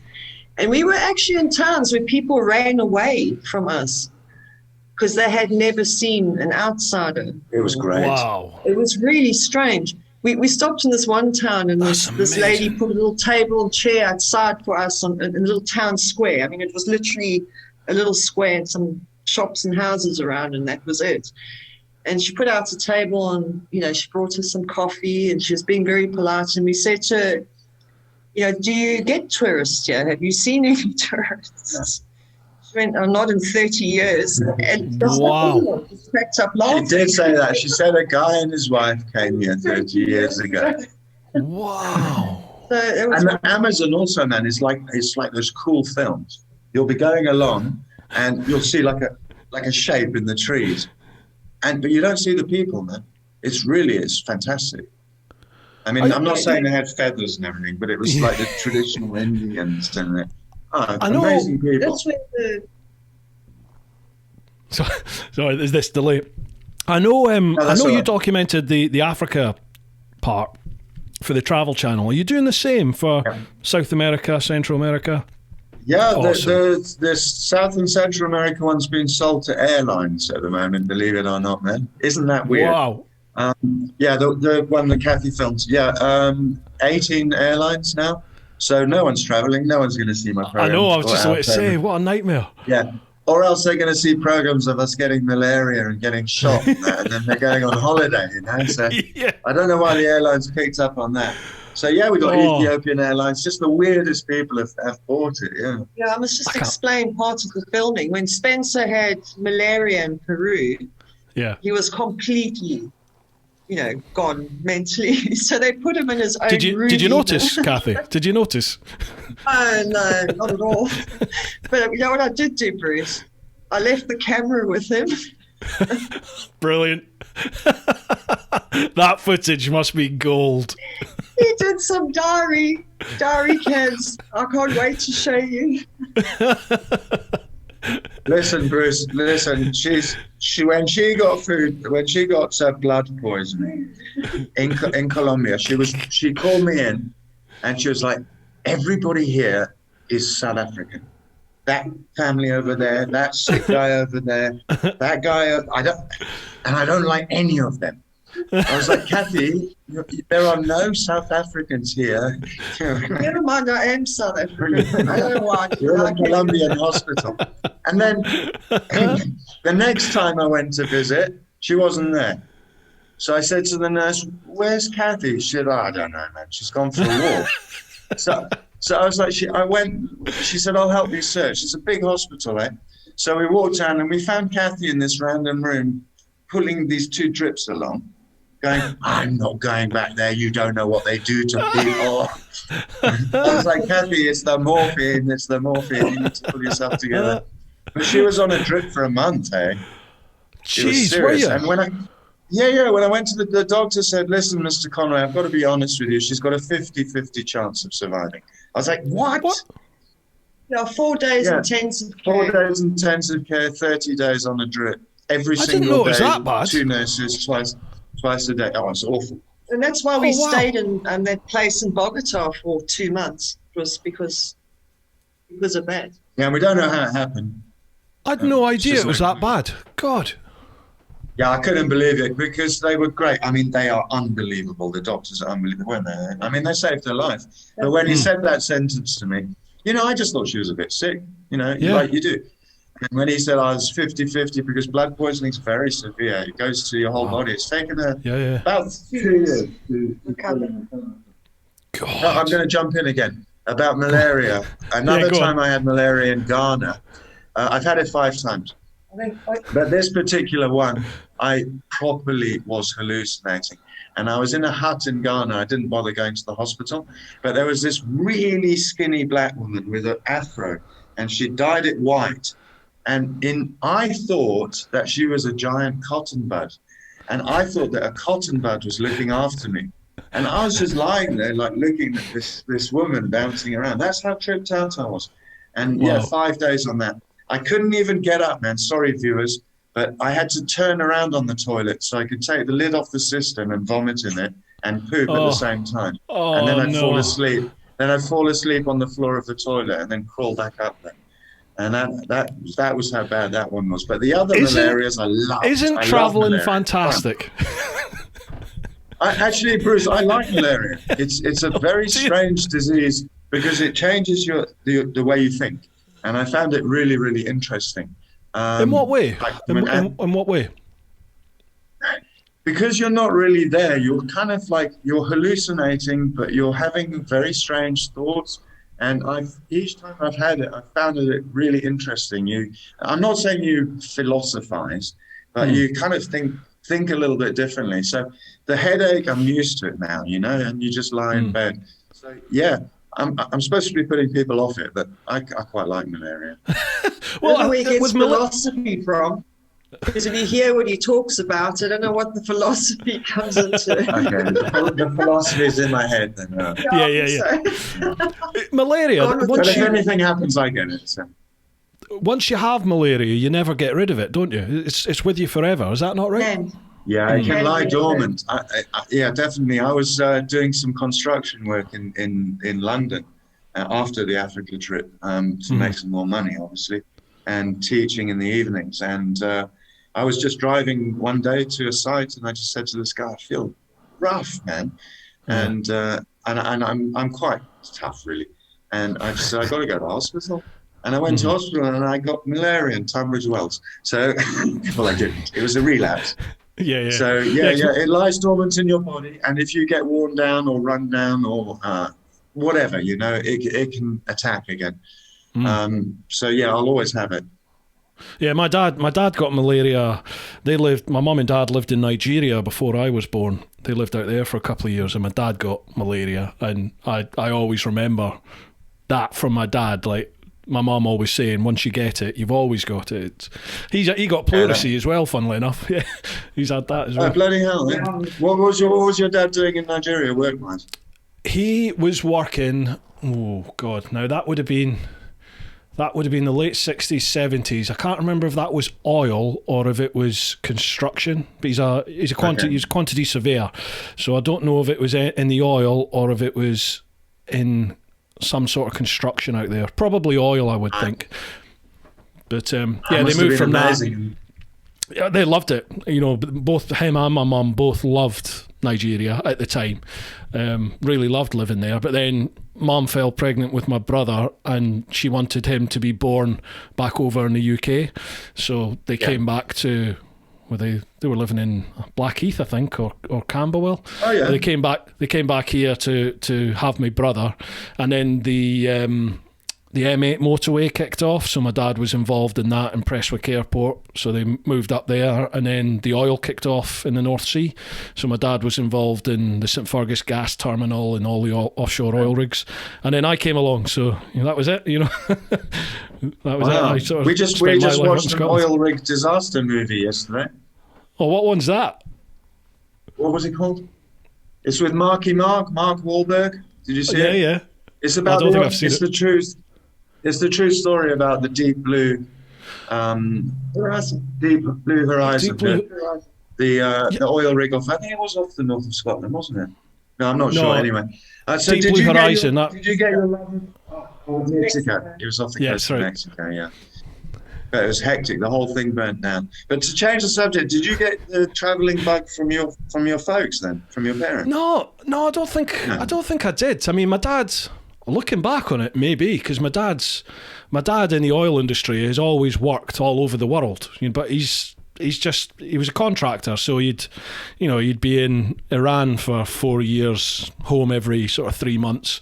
He was off on the rigs, so he's home every 2 or 3 weeks. He's worked Russia, Norway, Kazakhstan. He's worked all over the place, Africa, but that never got into your head. And heard him talk. Yeah, maybe it did. It's not something I'd ever thought about, that it was because of my dad, but maybe it was. Maybe that is. Don't know. Well, Bruce, if your parents sit in one town their whole life, they will be talking about that one town, won't they? True. But if they've travelled or something, you're going to hear snippets of conversations about other countries and other things that might sow a seed in your head. I mean, my parents definitely always travel. Did they? My mum my mum was the traveller, or she was the wannabe traveller, but hadn't really done it. You know, she always said that she thought she had gypsy blood because she always had that feeling that she wanted to go somewhere and she wanted to be on the move all the time. Yeah, so I always assumed I'd got it from her. I don't know. I've just realised we've answered one question in an hour and 15 minutes. Yeah, I'm so sorry, man. No, mate, it's awesome. I'm loving the conversation. But Clive, try some thanks more for that questions question. then. Get back on track. Let's see if we can get through a few. Let's see how we get on. Right, next one, Dave Watrick. Question for all. Has there ever been a point on your travels where you've gone, oh shit, I'm in over my head here? I know you world travellers are a breed apart for calmness, but everyone has a limit. Now, we've touched on quite a bit of this, but is there anything that really sticks out where you've thought, oh, maybe I've overstepped the mark here? It's a difficult one because, as you know, Bruce, we're pretty stupid, eh? And we go on really bad roads, and we try and pick dodgy places, and we go to dodgy places because it's interesting. So, in over our heads, yeah. I once, for me, this is my personal one. We were riding to Pisa Road. That's from the Salar down south, and it's only sand. And I'd had too many beers the night before, and that's the only time I've ever driven like that. No, honestly, in my whole life. And I regret that day because I came off twice, and I shouldn't have come off. I nearly did my knee in. So, yeah, I always remember that. Cathy said I wasn't, but I know that I had a hangover, and it wasn't correct riding. We were going through a river of soft, fine sand and hitting rocks underneath it. So everyone crashes on that road. Anyway, that's a funny answer to his question. I mean, obviously, you've got the kidnapping and when I got shot in Kenya, etc., etc. But you know, it's difficult to regret anything, but I regret that stupid move of having those beers with that guy. What's his name, that English guy? You're in trouble. I don't remember his name. Lauren Tom. No, the thing is, though, you know, when you're traveling, you face certain things. You will always face something, you know. I mean, it doesn't matter which sort of, but you quickly forget about that. You know, I mean, with all the stuff we've been through, I would go and do it again and again and again and again. I mean, I actually don't have any regrets. No, there's nowhere that I actually felt awesome. We were. No, I think it's the addiction of traveling this one, isn't it? I mean, it's because you're waking up and you're going over a hill and you don't know what's going to be there. You don't know who you're going to meet. You're not going to work where you're meeting the same people. Hi, Bob, how are you doing today? I'm fine. Yeah. Where everything is the same. Every stimulation is the same. It's the same car you get in. You go at the same time. So, of course, it's an addiction. And we found that one of the cameramen actually wrote to me 8 years ago and said, I think you've gone a bit feral, and I took it as a bit of an insult. But in a way, it's kind of true, Bruce, because when we went back for the Overland, I was presenting at the Overland year before last. We both struggled, man. It was from the kidnapping. It was like we had the kidnapping, and then we were constantly on the move, and we were never with people. That's another thing. We like to go to places where there's no one, and it was too much. 350 people asking you questions and that, and I actually had like a panic attack, which is very unusual, and it was just like being the center of focus, whereas before you were just off, just dealing with things and enjoying them. So I, in a way, you know, people say, oh, you travel, it must make you so sociable and more accepting and everything. Sometimes it can twist the other way and you become more insular. I'm not saying I don't like people, I love people. But I think to us, it's motorbikes and nature and animals we are very, very hooked on. Unfortunately, people don't want to watch animal documentaries. They're 10 a penny. No, I mean, there are proper companies that do it amazingly. But that's our motivation. So, yeah, I all sort of got less friendly in a way, which is kind of strange. But then, you know, the Overland, the sort of the Overland festival type thing, the Overland event, the hub, everything like that, it is very much it's a really social affair, isn't it? You know, it's a weekend. Everyone is pumped for it. Everybody has been following whatever adventure you've been on. Everyone wants to come up and chat with you. So it's sort of, I was going to say the pinnacle. Pinnacle's the wrong word, but you've got the two extremes. Where you normally are, where you're by yourselves and you're not surrounded by a lot of people, and then you've got an event like that where everybody wants their piece of you, don't they? They all want to stand and chat and tell you their story, and so that's got to be hard to deal with, the two extremes. It was a shock. And I mean, I'm headlining the ABR, and I think there's 3,000 already booked. So I mean, that makes the overland look tiny. So I might hide away in the cabin and let Cathy do it. That is going to be phenomenal. Yeah, it's supposed to be a great event, but I don't know if we're going to make it, man. I mean, it's difficult, and it's money as well. Flights and all that business. So, but we're trying our best to get back for that and the overland. Nice. I can't make the overland this year, sadly. I'm away in at the moment I'm due to be away. I'm away in Scandinavia. I'm doing a trip. Are you riding or what? Yeah. Doing a trip up through Finland, into Norway, up to Nordkapp, and then back through bits of Norway, then mostly Sweden. But I think it's about 80% off-road, believe it or not. So just rugging it and camping it. What bike are you taking then? I'm taking my GS. I'm just taking the tractor. Oh, you are taking it, okay, cool. Yeah. There's me and 5 lads I used to work with. One of them's an ex-bootneck, an ex-marine, so he loves to do the off the grid, camp wild. He loves doing that, so he's leading it, and I'm tagging along. So should be good fun. 3-4 weeks, I think we're away for. Fantastic. So bit of headspace, huh? Yeah, definitely. I'm really looking forward to it. I hope it happens. I'm really looking forward to it. But I was gutted to miss the overland because obviously it didn't happen last year, did it? So it's like, did it happen last year? I didn't make last year anyway. Yeah, they did have one, but it was like, I think it was about half the amount of people because of the basing and all that. So it's a bit of a bummer. Yeah, it is. I think the last one I went to was when you guys were there. I think that was probably the last one I did. So I enjoy it. Wonderful. I mean, don't get me wrong, I love the events. It's just I was just quite surprised how strange we were when we went back there. But I mean, it was the same thing. I think the Panama thing, more than getting shot at in Kenya and everything, strangely enough, because of the length of time, that was the one that really knocked us. And Central America kind of went by in a bit of a haze. People ask us about Panama, Costa Rica, El Salvador, etc. We were just kind of going through the motions. And I think it was when we got here, calmed down a bit. But definitely weren't focusing on the enjoyment as much. But it's all come back. I get that. Wow. Well, you've mentioned the shooting incident. I think I remember seeing a question about that on Instagram. So we'll wait till that. Well, if we're going to get there, I'll wait till that before we go into it. All right, but that's definitely something we need to chat about. Sure. Next question. Kev Parker, question for all. Is there anywhere on your travels you like so much you would base yourself there permanently if it was possible?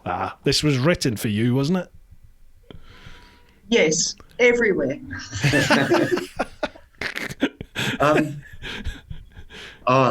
Difficult. Ecuador, we thought we'd found it, but the difference again between traveling and staying somewhere, Bruce, they're totally different. You really need to sit somewhere. And as I said to you, we had that problem with the altitude and we couldn't get the land. And that, when you stay somewhere, there's other issues, life issues, real issues, I haven't personally found anywhere I want to stop and stay and live in, apart from Swaziland. That's my country. And I'm not sure how Cathy feels. We discuss it all the time. I mean, Mexico's fantastic, but you'll never tick all the boxes. But I just want to circumnavigate everywhere. There's no place like home, Bruce. It doesn't matter where you go. Home's always going to be the place. Do you find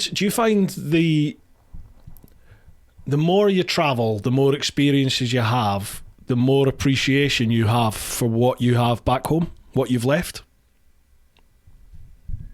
I think we're a bit different. I mean, I can't answer for Cathy. I'm just guessing. I'm a nomad, so I'm happy to just keep moving. Your opinion? Yeah, I've been moving around since I was a child, so. Yes. So I found on my trip, some places that I absolutely loved. I mean, I really enjoyed Russia. I really liked Japan. I could see myself living somewhere like Japan. I loved it. Norway, okay. I loved it there. There was lots of places that I thought, I could see me, basing myself here. But it also made me think, my God, we've got it good back in the UK. I came back with a newfound appreciation for what we have, and a newfound tolerance for things that used to really piss me off. And I'd be like, you know what? It's actually not that bad here. And I definitely find as I get older, I'm being drawn back to Scotland a lot. I'm not surprised.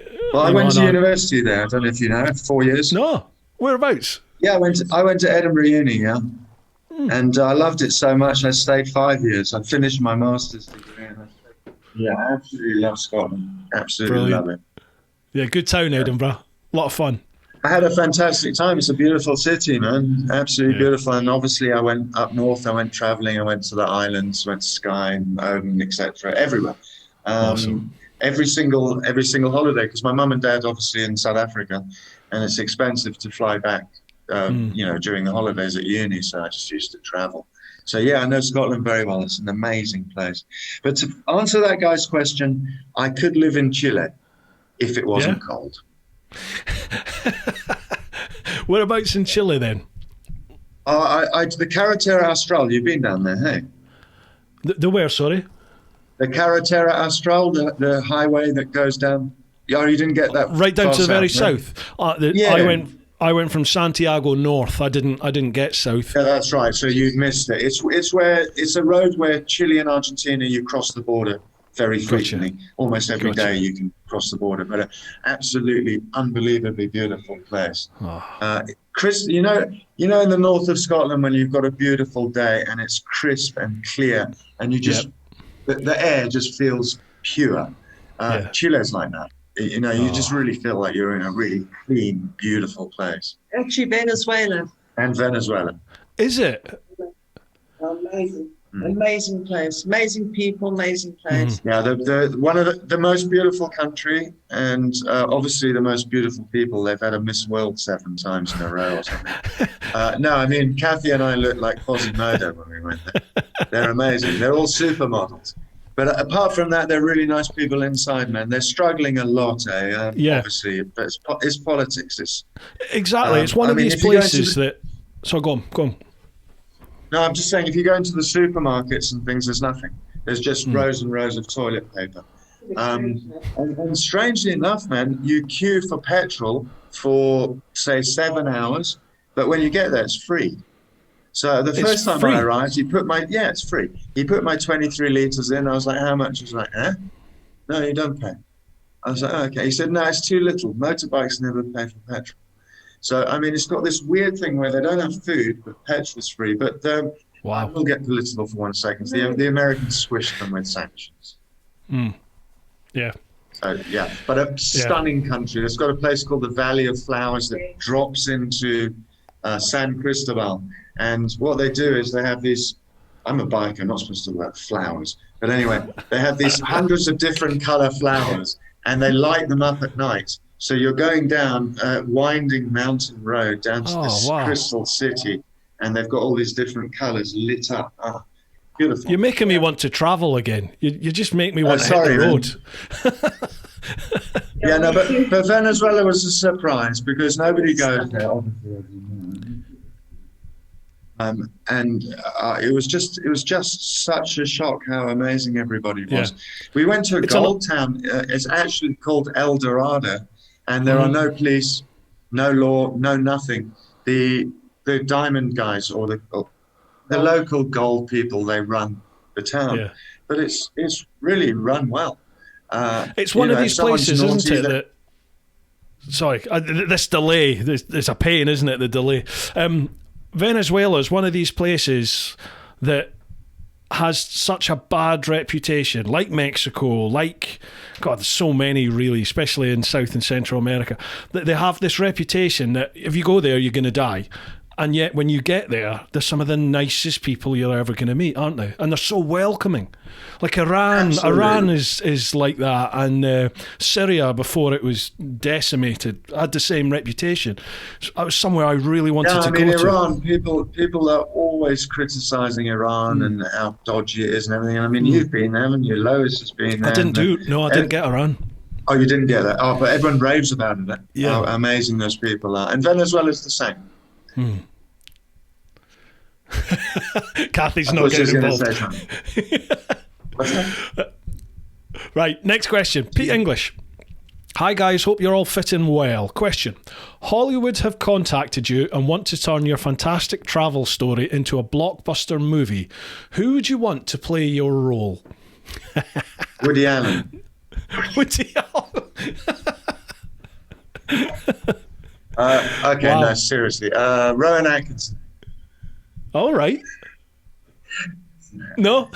Mr. Bean. Actually, I'm going to tell you something funny, because I have actually been asked to be in a film, but it's in Bollywood. Is it? Yeah. I'm going in a motorbike. I'm a baddie on a motorbike in an Indian gangster film next year. Spencer, how did you get yourself in that situation? How did that happen? These guys and their friends. Yeah, no, Brilliant. we made, Cathy especially is friends with a lot of the Indian groups, and it just built up, isn't it? We're just friends with them, and then this guy just got in touch with me, and he works in Bollywood, and asked me to be in a film. He'd been following us and all that, so I said, yeah. COVID, obviously, and he said, no, it's an open thing because they make a film every few days, you know? Yeah. Spencer did a YMCA photo shoot in a construction site in Nigeria. As you do. Yeah, Come on, what's the story with that then? Oh man, this guy Charlie Boy, he's got his own TV show. He's the head of Pop Idol in Nigeria. He's got a house like the White House, and he heard about me coming there, and he got in touch, and he said, "Oh yeah, no, I'll sort you out. I'll help you with everything." And I did 5 radio interviews, 5 TV interviews, and then he said, "No, now we're doing a modelling shoot." I was like, "Oh Jesus." So we went to a construction site. Yeah, we went to a construction site in the middle of nowhere, and they had like caterpillar diggers and that, and they had guys dressed with the hard hats and everything, and then me and Charlie Boy swinging on these caterpillars, etc., etc. So yeah, man, very embarrassing. I actually did some modeling for a company. You loved it, didn't you? No, I find it hilarious. I did modeling for a company called Alpha Sales in England, in London. And they sell like surf gear, so they're not going to be very successful in London. So I did a modelling shoot for them, and 2 weeks after my photos out, they went bankrupt. Anyway, yeah. The Conway effect. Fun, yeah, Conway effect, failure. I forgot what the question was. Far from it. Hollywood movie, who would play you? Oh my God. Who's going to play you? I'm not in the movie. You're not in the movie. Yeah, you are, Cathy. Yes, you are. Come on. I don't really watch TV, man, or anything, so I can't even really name anybody. I'd rather be in it myself. I was going to say it has to be Brad Pitt and Angelina Jolie, but then they've split up. They've split up, so you can't have that, can you? Okay. Well, there's still hope. There is still hope. Yeah. He's put same question to you, Bruce. Gee whiz, Shrek. Shrek could play me. I'll be the animated version. Excellent. I know. Who's that South African adventurer? Your friend. Kingsley Holgate. Have you heard of Kingsley Holgate? The name does ring a bell, but I can't put a face to it. Jot it down, Bruce, man. It's Kingsley Holgate. He's so worth checking out, man. He's like you. He's like 6'5", very big, huge beard, inspirational traveler. Gorgeous. Yeah, amazing guy. He started on motorbikes. Yeah, he started on motorbikes, but now he does Land Rover expeditions. He's doing all the eyesight thing and glasses and glaucoma and injections and traveling around helping people. I'll check that out then. Dude. Yeah, nice yeah. one. Sorry, I nice. didn't want to come into that. No worries. Cheers, Pete. Thanks very much for that question. Next one, Adam F. If another pandemic hit and you had to stay in one country for 2 years, but were allowed to travel as much as you wanted around that country, which would it be and why? Good question. Ooh. Mexico. Yeah. Actually, and it just so happens. Actually, I've got to agree, Bruce, because obviously, it boils down to a few things, doesn't it? It boils down to money, of course, mate, because we're all stuck. We're all having a tough time. And quite frankly, to be totally honest, it's a quarter of the price of the UK. So it's very, very helpful for us because, obviously, we do magazine articles and things like that, but things have slowed down. And we've been here, 2 years. And it's been a bit of a godsend because, I like diving a lot. The beautiful beaches. We have a beach 100 meters that way and another one 100 meters that way. It's 32 degrees every day. We've got mountains 10 minutes away, and we got the motorbike. But it's politeness. We don't really want to travel. I don't want to pee anybody off. Because you do. I had an argument yesterday. You do find people wandering around without masks, tourists and that. And all the Mexicans are really, really strict, and they wear their masks all the time. Yeah. So, I don't want us to ride off somewhere and someone goes, why are you traveling around during COVID? So we're just going to sit tight here. We've got a gym around the corner. I've just nearly finished the second book. Cathy's got her new cameras and all that. So we've got lots to play with there. So yeah, so it's to go. So that brings us on very nicely then to what is next.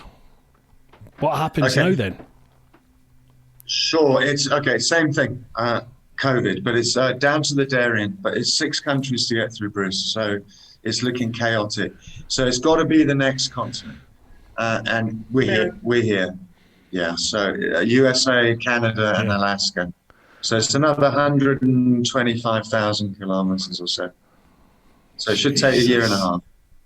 Yeah, all right. 10 years later, you'll still be doing it. Man, I'm getting old.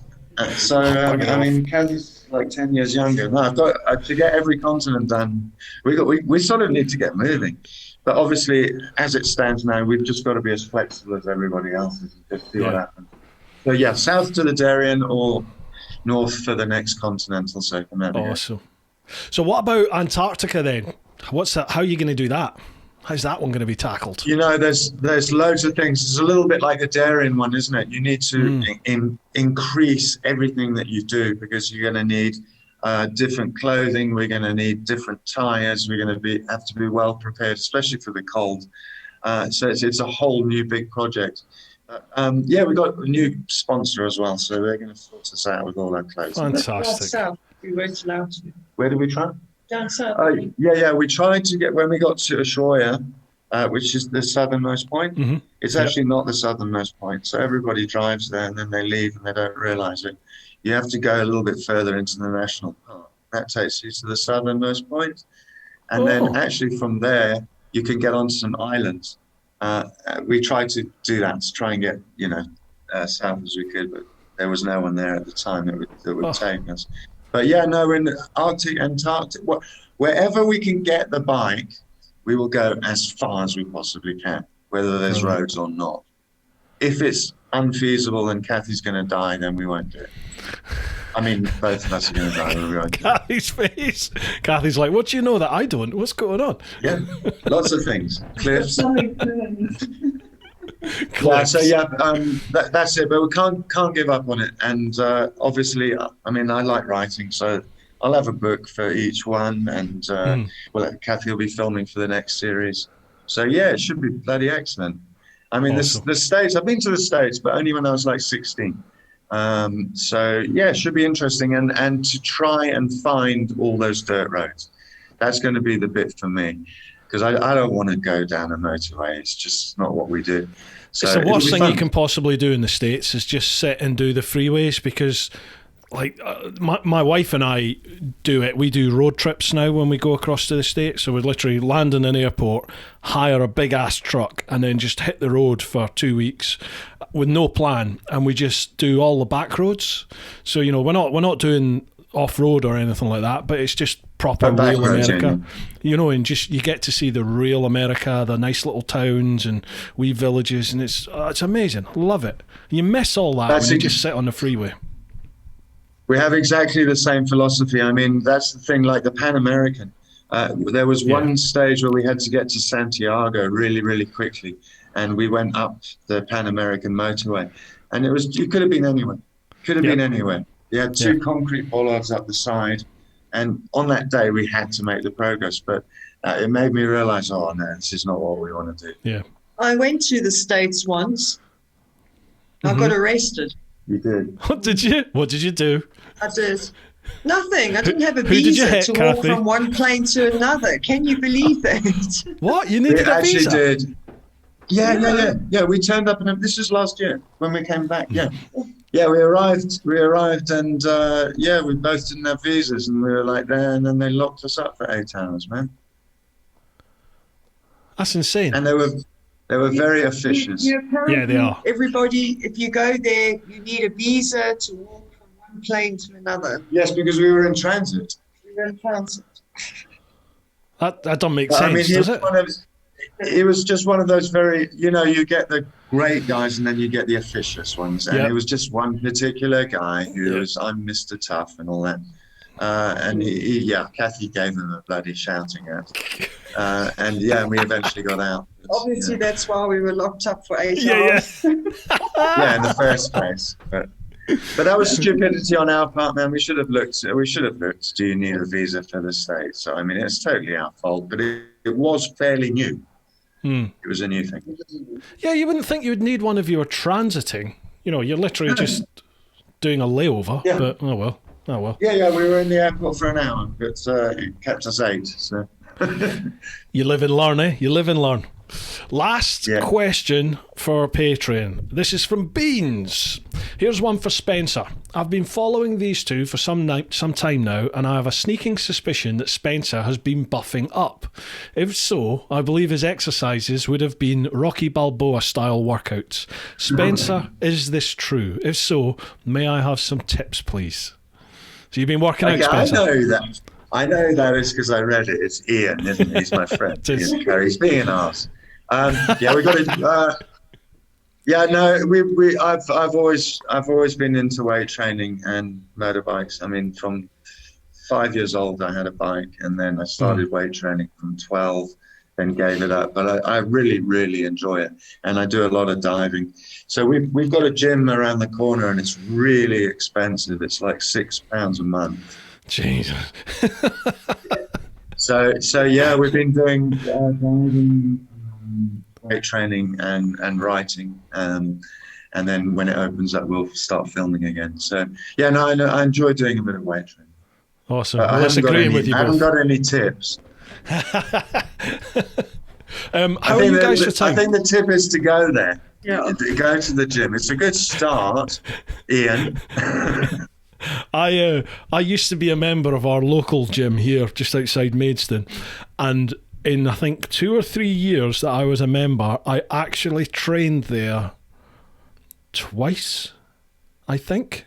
And the only reason I went was to use the Starbucks, and it was literally, I just thought, I've got to do something before I get a coffee. So I just, I think once I actually used the shower, and the other time I think I did some deadlifting. That was about it. And thought, right, I'll have my bit of tiffin cake and a coffee. You're a big guy anyway, man. So that's why I need to go to the gym. I'm too big. Although I've been rowing. I've started rowing this year. I've been rowing. That's great. Rowing. Yeah, really enjoy it. I got this thing in my head that I saw the old the Atlantic rowing challenge, when you row from La Gomera to Antigua, and I was like, oh, that looks a challenge. So my neighbour was throwing out an old rowing machine, and I was like, I'll have that. So I took the rower and decided, right, that's what I'm going to do. I'm going to train and then I'll row the Atlantic. And I think I've realised how stupid an idea that is now. We'll see. It might happen. We'll see. We'll see. I think I saw a post of that. Didn't you put a post up of that machine? Yeah, probably of the rower. You were going to do exercises. I remember you writing something about needing to get fit or something. Yeah, what happened was before New Year, I just decided. As he opens his beer. Yeah, I know. As I open a beer, before New Year, I just thought, right, enough is enough. You're a disgrace, proper fat blimp. I need to sort my life out. So I thought I'm not going to be like everyone and wait for New Year's Day, the New Year's resolution. Just let's go, let's start. So I just started, and I posted up on, I think, Instagram stories.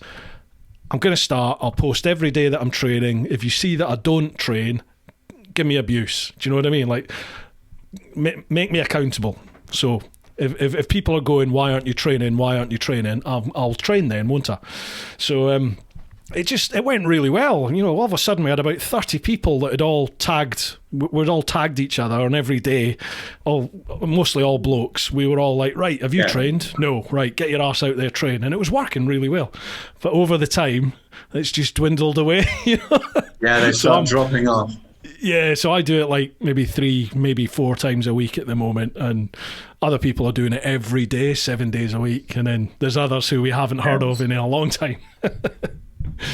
I go about 4 times a week. Did I hear you say that you're in Maidstone? Okay, I'm just outside it. Yeah, just off Bluebell Hill. Oh, you've gone. Oh, I'm back. You hear me? Okay. Yeah, just outside Bluebell. Off Bluebell Hill. Just off where? Off Bluebell Hill. Oh God, okay. Yeah, my dad's like 15 minutes from you. Oh, is he? You guys were Tunbridge Wells, weren't you? You were there. No, we were in Biddenden. Oh, okay. Yeah, gotcha. Yeah. Yeah, the little village with they've got co-joined twins or something. That's what they were famous for. These. Oh, I didn't know that. Yeah, these two girls, they were joined together at the hip. Did you hear that? Yeah, I did. Yeah. And everyone thought Cathy was such a nice person. Yeah, inbred. Yeah. Anyway, they weren't inbred. They were joined at the hip and the shoulder, and they lived for 34 years, man. So that's what the place is famous for. Strange. I didn't know that. Yeah. Yeah. I'm sort of round there on the bike quite frequently, popping through. Please cut that. Cut it for you. Yeah. Okay, I will for you. They might kill me with their pickle. Can you put it? Can you do the opposite and? Can you do the opposite and put it on permanent repeat? I'll put it in the trailer. Inbred. Yeah. I'll put it in the trailer. Yeah. We'll be very popular. Just for you. Right, I'm very conscious that I've kept you for nearly 2 hours here. Shall we just cherry pick a couple of questions from the... No worries, man. We're on Instagram, and I think there's a couple on Facebook, so we'll just grab a couple off of each platform, and then that will do. Right, so first one over at Instagram, which is at TeapotOne Insta. I'll put Spencer and Cathy's social links in the show notes as well, folks, so make sure you give them a like and a follow. Tour to Oz. Hello to you all, wishing you well. We know Bruce's motivation for his trip, but Spencer, was there a catalyst that changed thoughts to actions, or was this lifestyle always the intention? Well, we covered on that right at the start, didn't we? But I can make it very briefly. Yeah, it was being stuck inside offices and teaching and that, and then realizing it wasn't me. Always into motorbikes, always into traveling, and I wanted to be the first person to circumnavigate the whole of Africa, and that was the first dream. And then just went ahead and did it. Cathy was working, I was working, teaching and construction, and then we saved up, and then that was it really, and then we changed our life. We changed our life. Before that, we were traveling. But before that, we've always travelled. Both our families and both our mum and dads are outdoor people. My dad's a marathon runner. He ran for England for many, many years. And he's a mountain climber. He's climbed all the main mountains. Cathy's parents also outdoor lifestyle. So, and also in South Africa, of course, you're outdoors a lot, and motorbikes are religion also. My family generally are from everywhere. We're not all from one country. We've always traveled. I've traveled since I was 16. First love with Land Rovers, though. It's only now that I'm doing motorbikes. Oh, right. Okay, so you're the it's always four-wheel been a overlander. lifestyle. Yeah. So, like, obviously, the reason you touched on this earlier, the reason you didn't do the sort of circumnavigation of Africa with Spencer was because of your boys, your sons. So was it literally once you sort of felt right they've grown up, they can look after themselves now? Was then it like, right, now I'm going, let's go? Oh, nice. Exactly. Yeah, we got two girls actually, but apologies. Yeah. They were like 11 and whatever, and it wasn't the right time. And then when it all went really well with Travel Channel and all that, we had to pick another spot, and Cathy chose actually to do South America. It was literally, what continent should we do? I never had a massive interest. I don't know why. I don't know why. And then when we got here, It was just a brilliant decision, and I'm so glad she chose it, because Cathy's always dreamt about the Amazon. I was going to say, Cathy, what was the pull for South America then? What made that the place for you?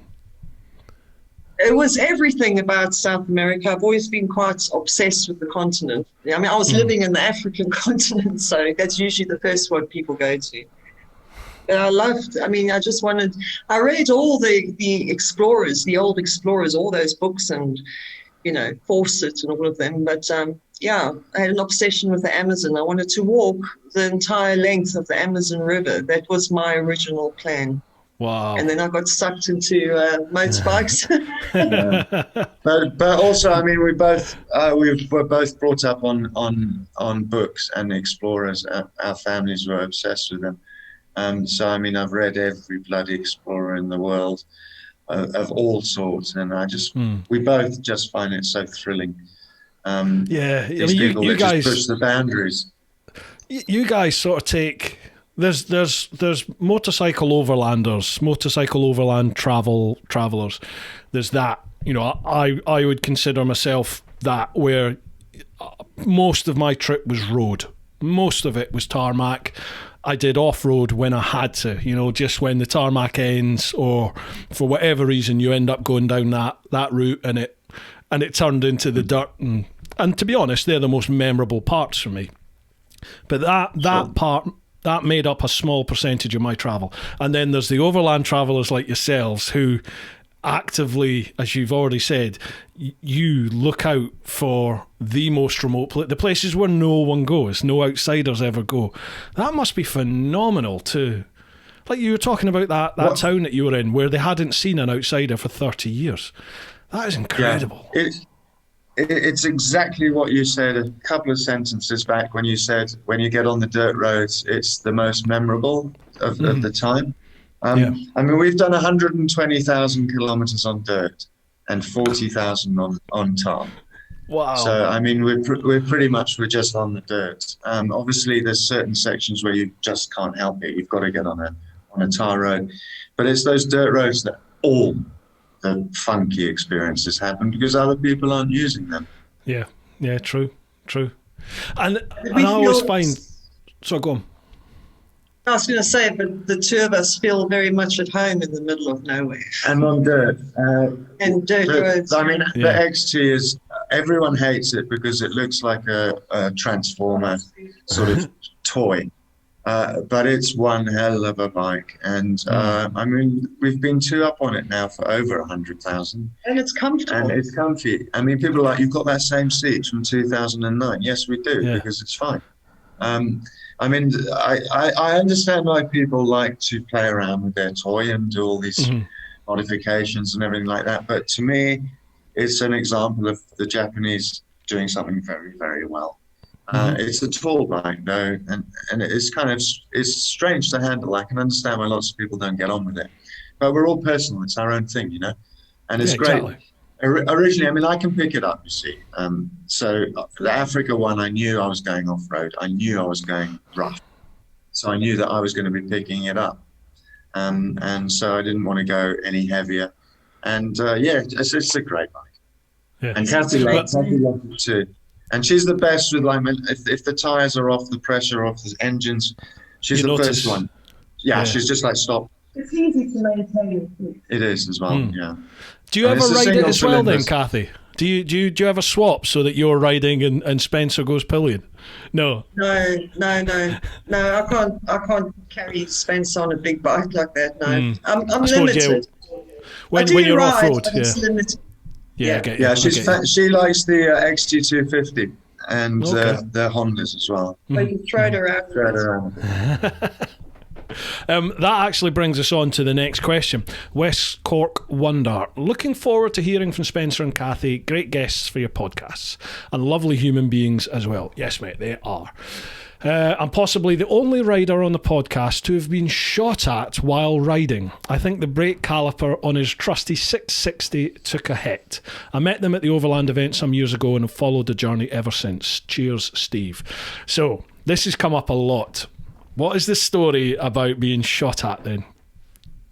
My favourite bit is Lagunas in Maidstone phoned me up. You know them, don't you? Yeah. And they said, I've been wanting to say something like this for my whole life. So I was like, what's that? And he said, your bike has failed its MOT because of a bullet hole in the swing arm. Genius. That was mega. Yes, I was in northern Kenya, a place called Moyale. It's the border, and they have a convoy because of Somali pirates. Right. You've heard about them, obviously.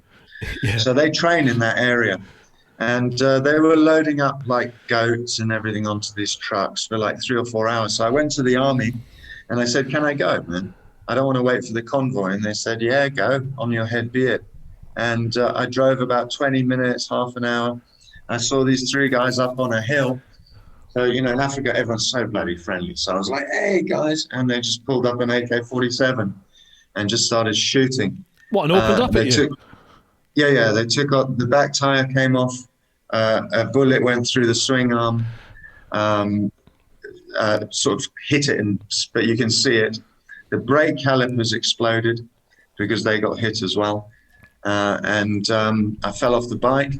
And they came running down the hill. So I got up, electric start, but I had no tire. So I just rode off, expecting to be shot in the back. Nothing. And I got round the corner. I went into the bush. I laid the bike down and I ran into the bush, and I stayed there all night in the rain. I slept in the bush, and then I walked about maybe 20 miles, 15 miles, and I found a Catholic mission, and there was a German priest there. And I cracked up then. And unbeknown to me, while he got me a cup of tea, he called the army. And the army came, and I had broken ribs, by the way, I didn't know at the time. And the army came and they said, no, we've got to go back. And I said, listen here, man, they're not going to be standing on that hill saying, hey, we shot that dude. It was, I've slept the night, they'll be gone. So anyway, we had to go back. They were all drunk. It was like, I thought I was going to get shot again. And I was falling out of the truck. And they went around a few minutes and they were like, nah, there's nobody here. And then on the way back, they said, oh, we want to show you something. And I was like, what? And they said, check this cross here. So I was like, oh, what's that? He said, no, this is a Chinese construction worker who was shot through the head last week. So I was like, okay, cool. And the guy said to me, yeah, 400 people have been shot on this road in 1 year. So I phoned Travel Channel and I said, look, put it on your website, man. This is a dangerous road, etc. And Diesel Films. And he immediately flew over and filmed it, and I got interviewed by Kenyan TV and all that business.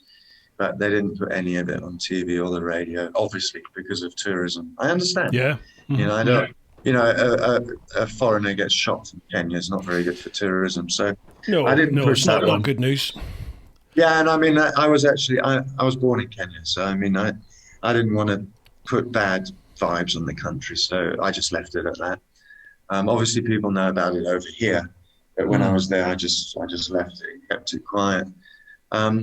So yeah, they were just I think they were just 3 guys, just saw a big motorbike, just thought, I'll get some dollars. There's no police or army or anybody around, and it was an opportunistic thing. But once again, my fault, Bruce, man. I mean, I should have gone with the convoy. That's why they have convoys.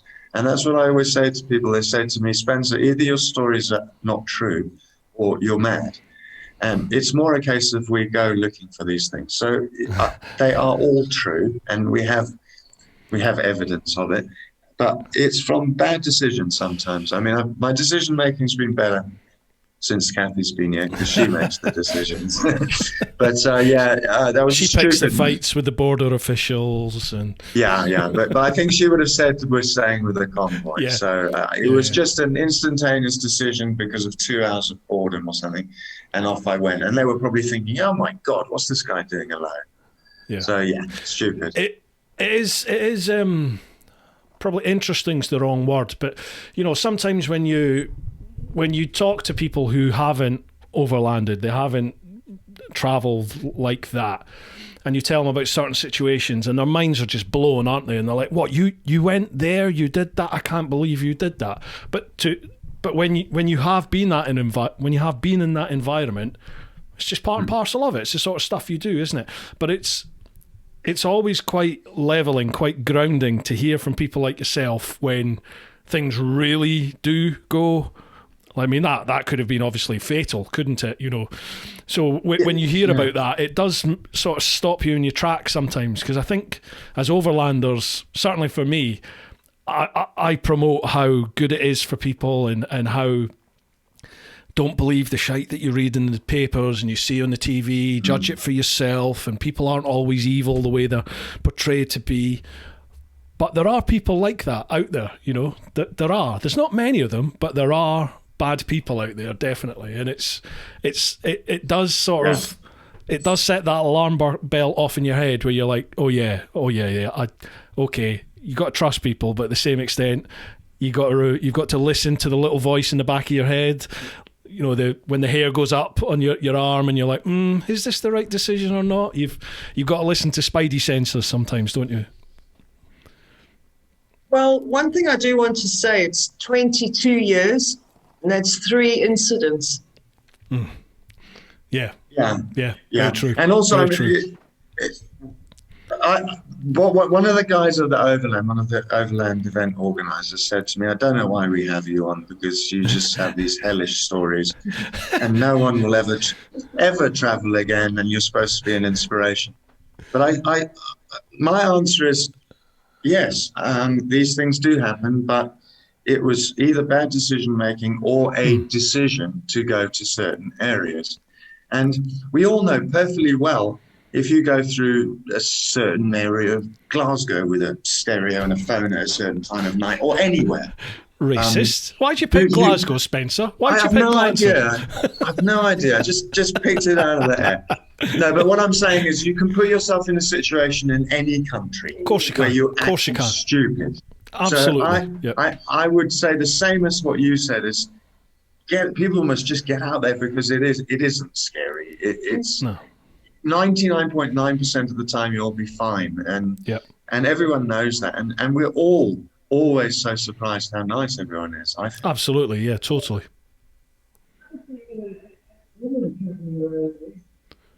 Asked this a lot.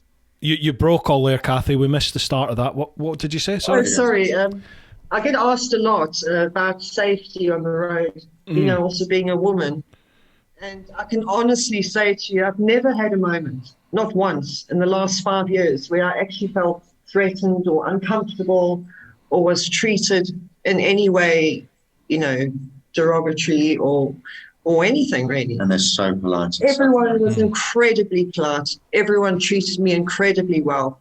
And I mean, we've sat with really bad people. We've met some really bad people too, as much as we've met some really good people. And we just, maybe luck on our side, but I can honestly say you've got nothing to worry about.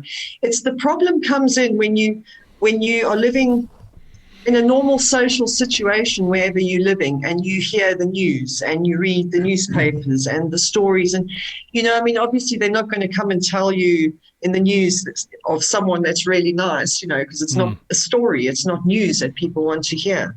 Yeah. But when you're traveling too, and you lose track of that, you don't read the news, you don't hear the stories or anything, and you just go to places and you have the most incredible time. Because we had one in Venezuela. When we were about to go into Venezuela, it was all over the news that you will die if you go to Venezuela. And I actually chose not to go. I wasn't going to go. Spencer was going to go on his own. But it was the Venezuelans themselves who encouraged me to go in. And it was one of the best places I ever been to. So... Yeah, really, it's all good. Yeah, no, yeah. So I didn't mean to come across negative there with what I'd said. It's just, you know, I'm always advocating getting out there and do it. You know, judge for yourself, travel, meet people, because as you said, 99.999% of the time, they're the nicest people you're ever going to meet. You know, and all the shit that you read about and you watch on the TV, it's utter bollocks to sell whatever it is and follow their agendas. But let's not get political. But there is always that chance. But as you said, Spencer, geez, I got almost bike jacked in London on my way to work. You know, these things can happen. You know, wherever you are. They tried to grab the bike. Yeah. I mean, I've chatted about it on here loads. But I was sat at some traffic lights right next to Big Ben, sat at a red traffic light, and the old 2-up T-Max scooter came up behind me, and a Jigsaw 600 pulled in front of me like that, you know, to block my path. And the guy on the front bike looked straight at me, saw my camera that I had on my helmet, saw that it was blinking, waved, turned to the two guys behind and shook his head, and they went straight through the red lights and off they went. But it's boom, like that. And that can happen anywhere. It can happen anywhere. You can get knocked over by a bus, can't you? These things just happen. Yeah. So you think the camera actually saved you there then, eh? Yeah, I think so. I think probably. I don't know. You know, it happens so quick that by the time you think, this isn't good, boom, they've gone. They've moved on. So, who knows? Who knows? Right, let's have a little look. I don't want to get bogged down there. Let's move to Facebook. Who do we have here? So I'm just trying to cherry pick a couple of questions because I'm aware of the time here. You're right. Benjamin de Guilio, this is so cool. My question to Spencer and Cathy is, what's the worst mechanical failure you've had on the Yamaha and how was it fixed? Yeah. I think it was when we were traveling through Brazil and we had really bad fuel. Mm-hmm. It made our engine, Pinking, apparently. Pinking. Yeah, no, a lot of the fuel in Brazil is very bad. So on occasions we had to clear it completely. And even when you sometimes have water damage and you take the spark plug off and you pump it all out and it fires all the water out. Yeah. We had to do that a couple of times and it actually solved it. Biggest mechanical problem is right now the crankshaft and the bearings. Wow. So how are you getting that fixed? Craig Clary Clinch, I don't know if you know Craig. He's sorted everything out and it's in the air as we speak. Awesome. So I'll fix it. I'll be fixing it in the next few days. So yeah, as usual, bikers helping out again. But yeah, of course, that's the biggest thing. So you are obviously very mechanical, Spencer. Is that something that you've taught yourself on the way, or were you mechanically minded before you set off? No, I'm not actually a very good mechanic, Bruce. I can keep the bike running. Right. Yeah, I can keep the bike running, but I mean, I do use mechanics sometimes when we can't carry all the tools that we need. No. I mean, all the simple stuff. I mean, Cathy changes the bearings on the shocks, and we do the oil, the coolant, we do the tires. Cathy can do most things that I do, but it's all the basic standard things. I feel such a fraud. Why is that, man? I can fill up with fuel and I can put air in my tires. That's about it. Well, you're not a fraud because you just admitted it. So yeah, no, I kind of got it because I was riding from very young. In South Africa, most people have bikes from very young. So it just comes, doesn't it? You just pick it up as you go along. But I'm in no way an expert mechanic. No way. Sorry, I just clocked a question here, which I've got to ask. Wayne Kinsey, since Spencer has now become a supermodel, but is getting on a bit, is he considering having any work done? Okay, Wayne, you can piss off. Why is it? Does he not like my lines? No, I don't give a shit, man. I don't. I have never owned a hairbrush. Have you? Correct? Yeah. I don't give a shit. Never. I've never brushed my hair. Never. 25 years I've been with her. I don't give a stuff about clothes. I don't give a stuff about what I look like at all. It's the lowest priority on my list. So Wayne, I'll leave it to you, man. You go have the Botox. Right. What was that, Cathy? No, I've got to spend all the money on Cathy's Botox, so I can't afford mine. Ow. You're a brave man. You are a brave man. Yes, I know. I've just seen the last question down at the bottom here on Facebook is from Greg Turp. And all he's saying is, should be another good show with those two characters. I only want to know when they are stopping by. Oh, in Greg's area. Well, Greg, as we said earlier, it's the next circumnavigation is your way. So thanks a lot, man. We'll be around to see you and Melanie for sure. Awesome. Absolutely. So if people want to follow your adventures, where do they go? What do they do? Okay, we're in the process of finally, after 10 years, setting up the YouTube channel. So we're catching up with you. We're catching up with the rest of the world. So really, at the moment, it's only Facebook, Spencer James Conway, and then Instagram, Spencer James Conway with a little line in between it, and my website, spencer-conway.com. So that's got like the Africa programs on it and the YouTube clips and interviews and that sort of thing. But yeah, we're opening a company, the Number 10 Spanner Company, which is going to, there we go. Nice. We've just started. I like that. I like the logo. S&C. Oh, thanks, man. Well, it's S&C is Spencer and Cathy, but it's also Spencer Conway, but it's also Spanner Company, and it's also because the bull's horns is like moving forward in life and handlebars of a bike. So yeah, I like it. Seriously, man. Oh yeah. Jeez, you've gone all in. Yeah. No, this is our company now from now on. So fantastic. Yeah, we'll be sorting out stuff like that. So that's the other two projects: is the YouTube channel and get the company running. And so when's the YouTube channel up then? And, it's going to be a few months. We're also having problems here, man. The internet's absolutely horrific. Absolutely horrific. I mean, even sending photos and things. It's a nightmare. So that's what we're struggling with at the minute. But yeah, that's what's in the pipeline. Cool. When you get the YouTube channel up and running, let me know, tag me in it, and I'll promote as much as I can, okay? Oh, thanks, Bruce. That'd be great. No and man, you're doing such a fantastic job. It's really good to see your business growing, man. You're getting loads of people there.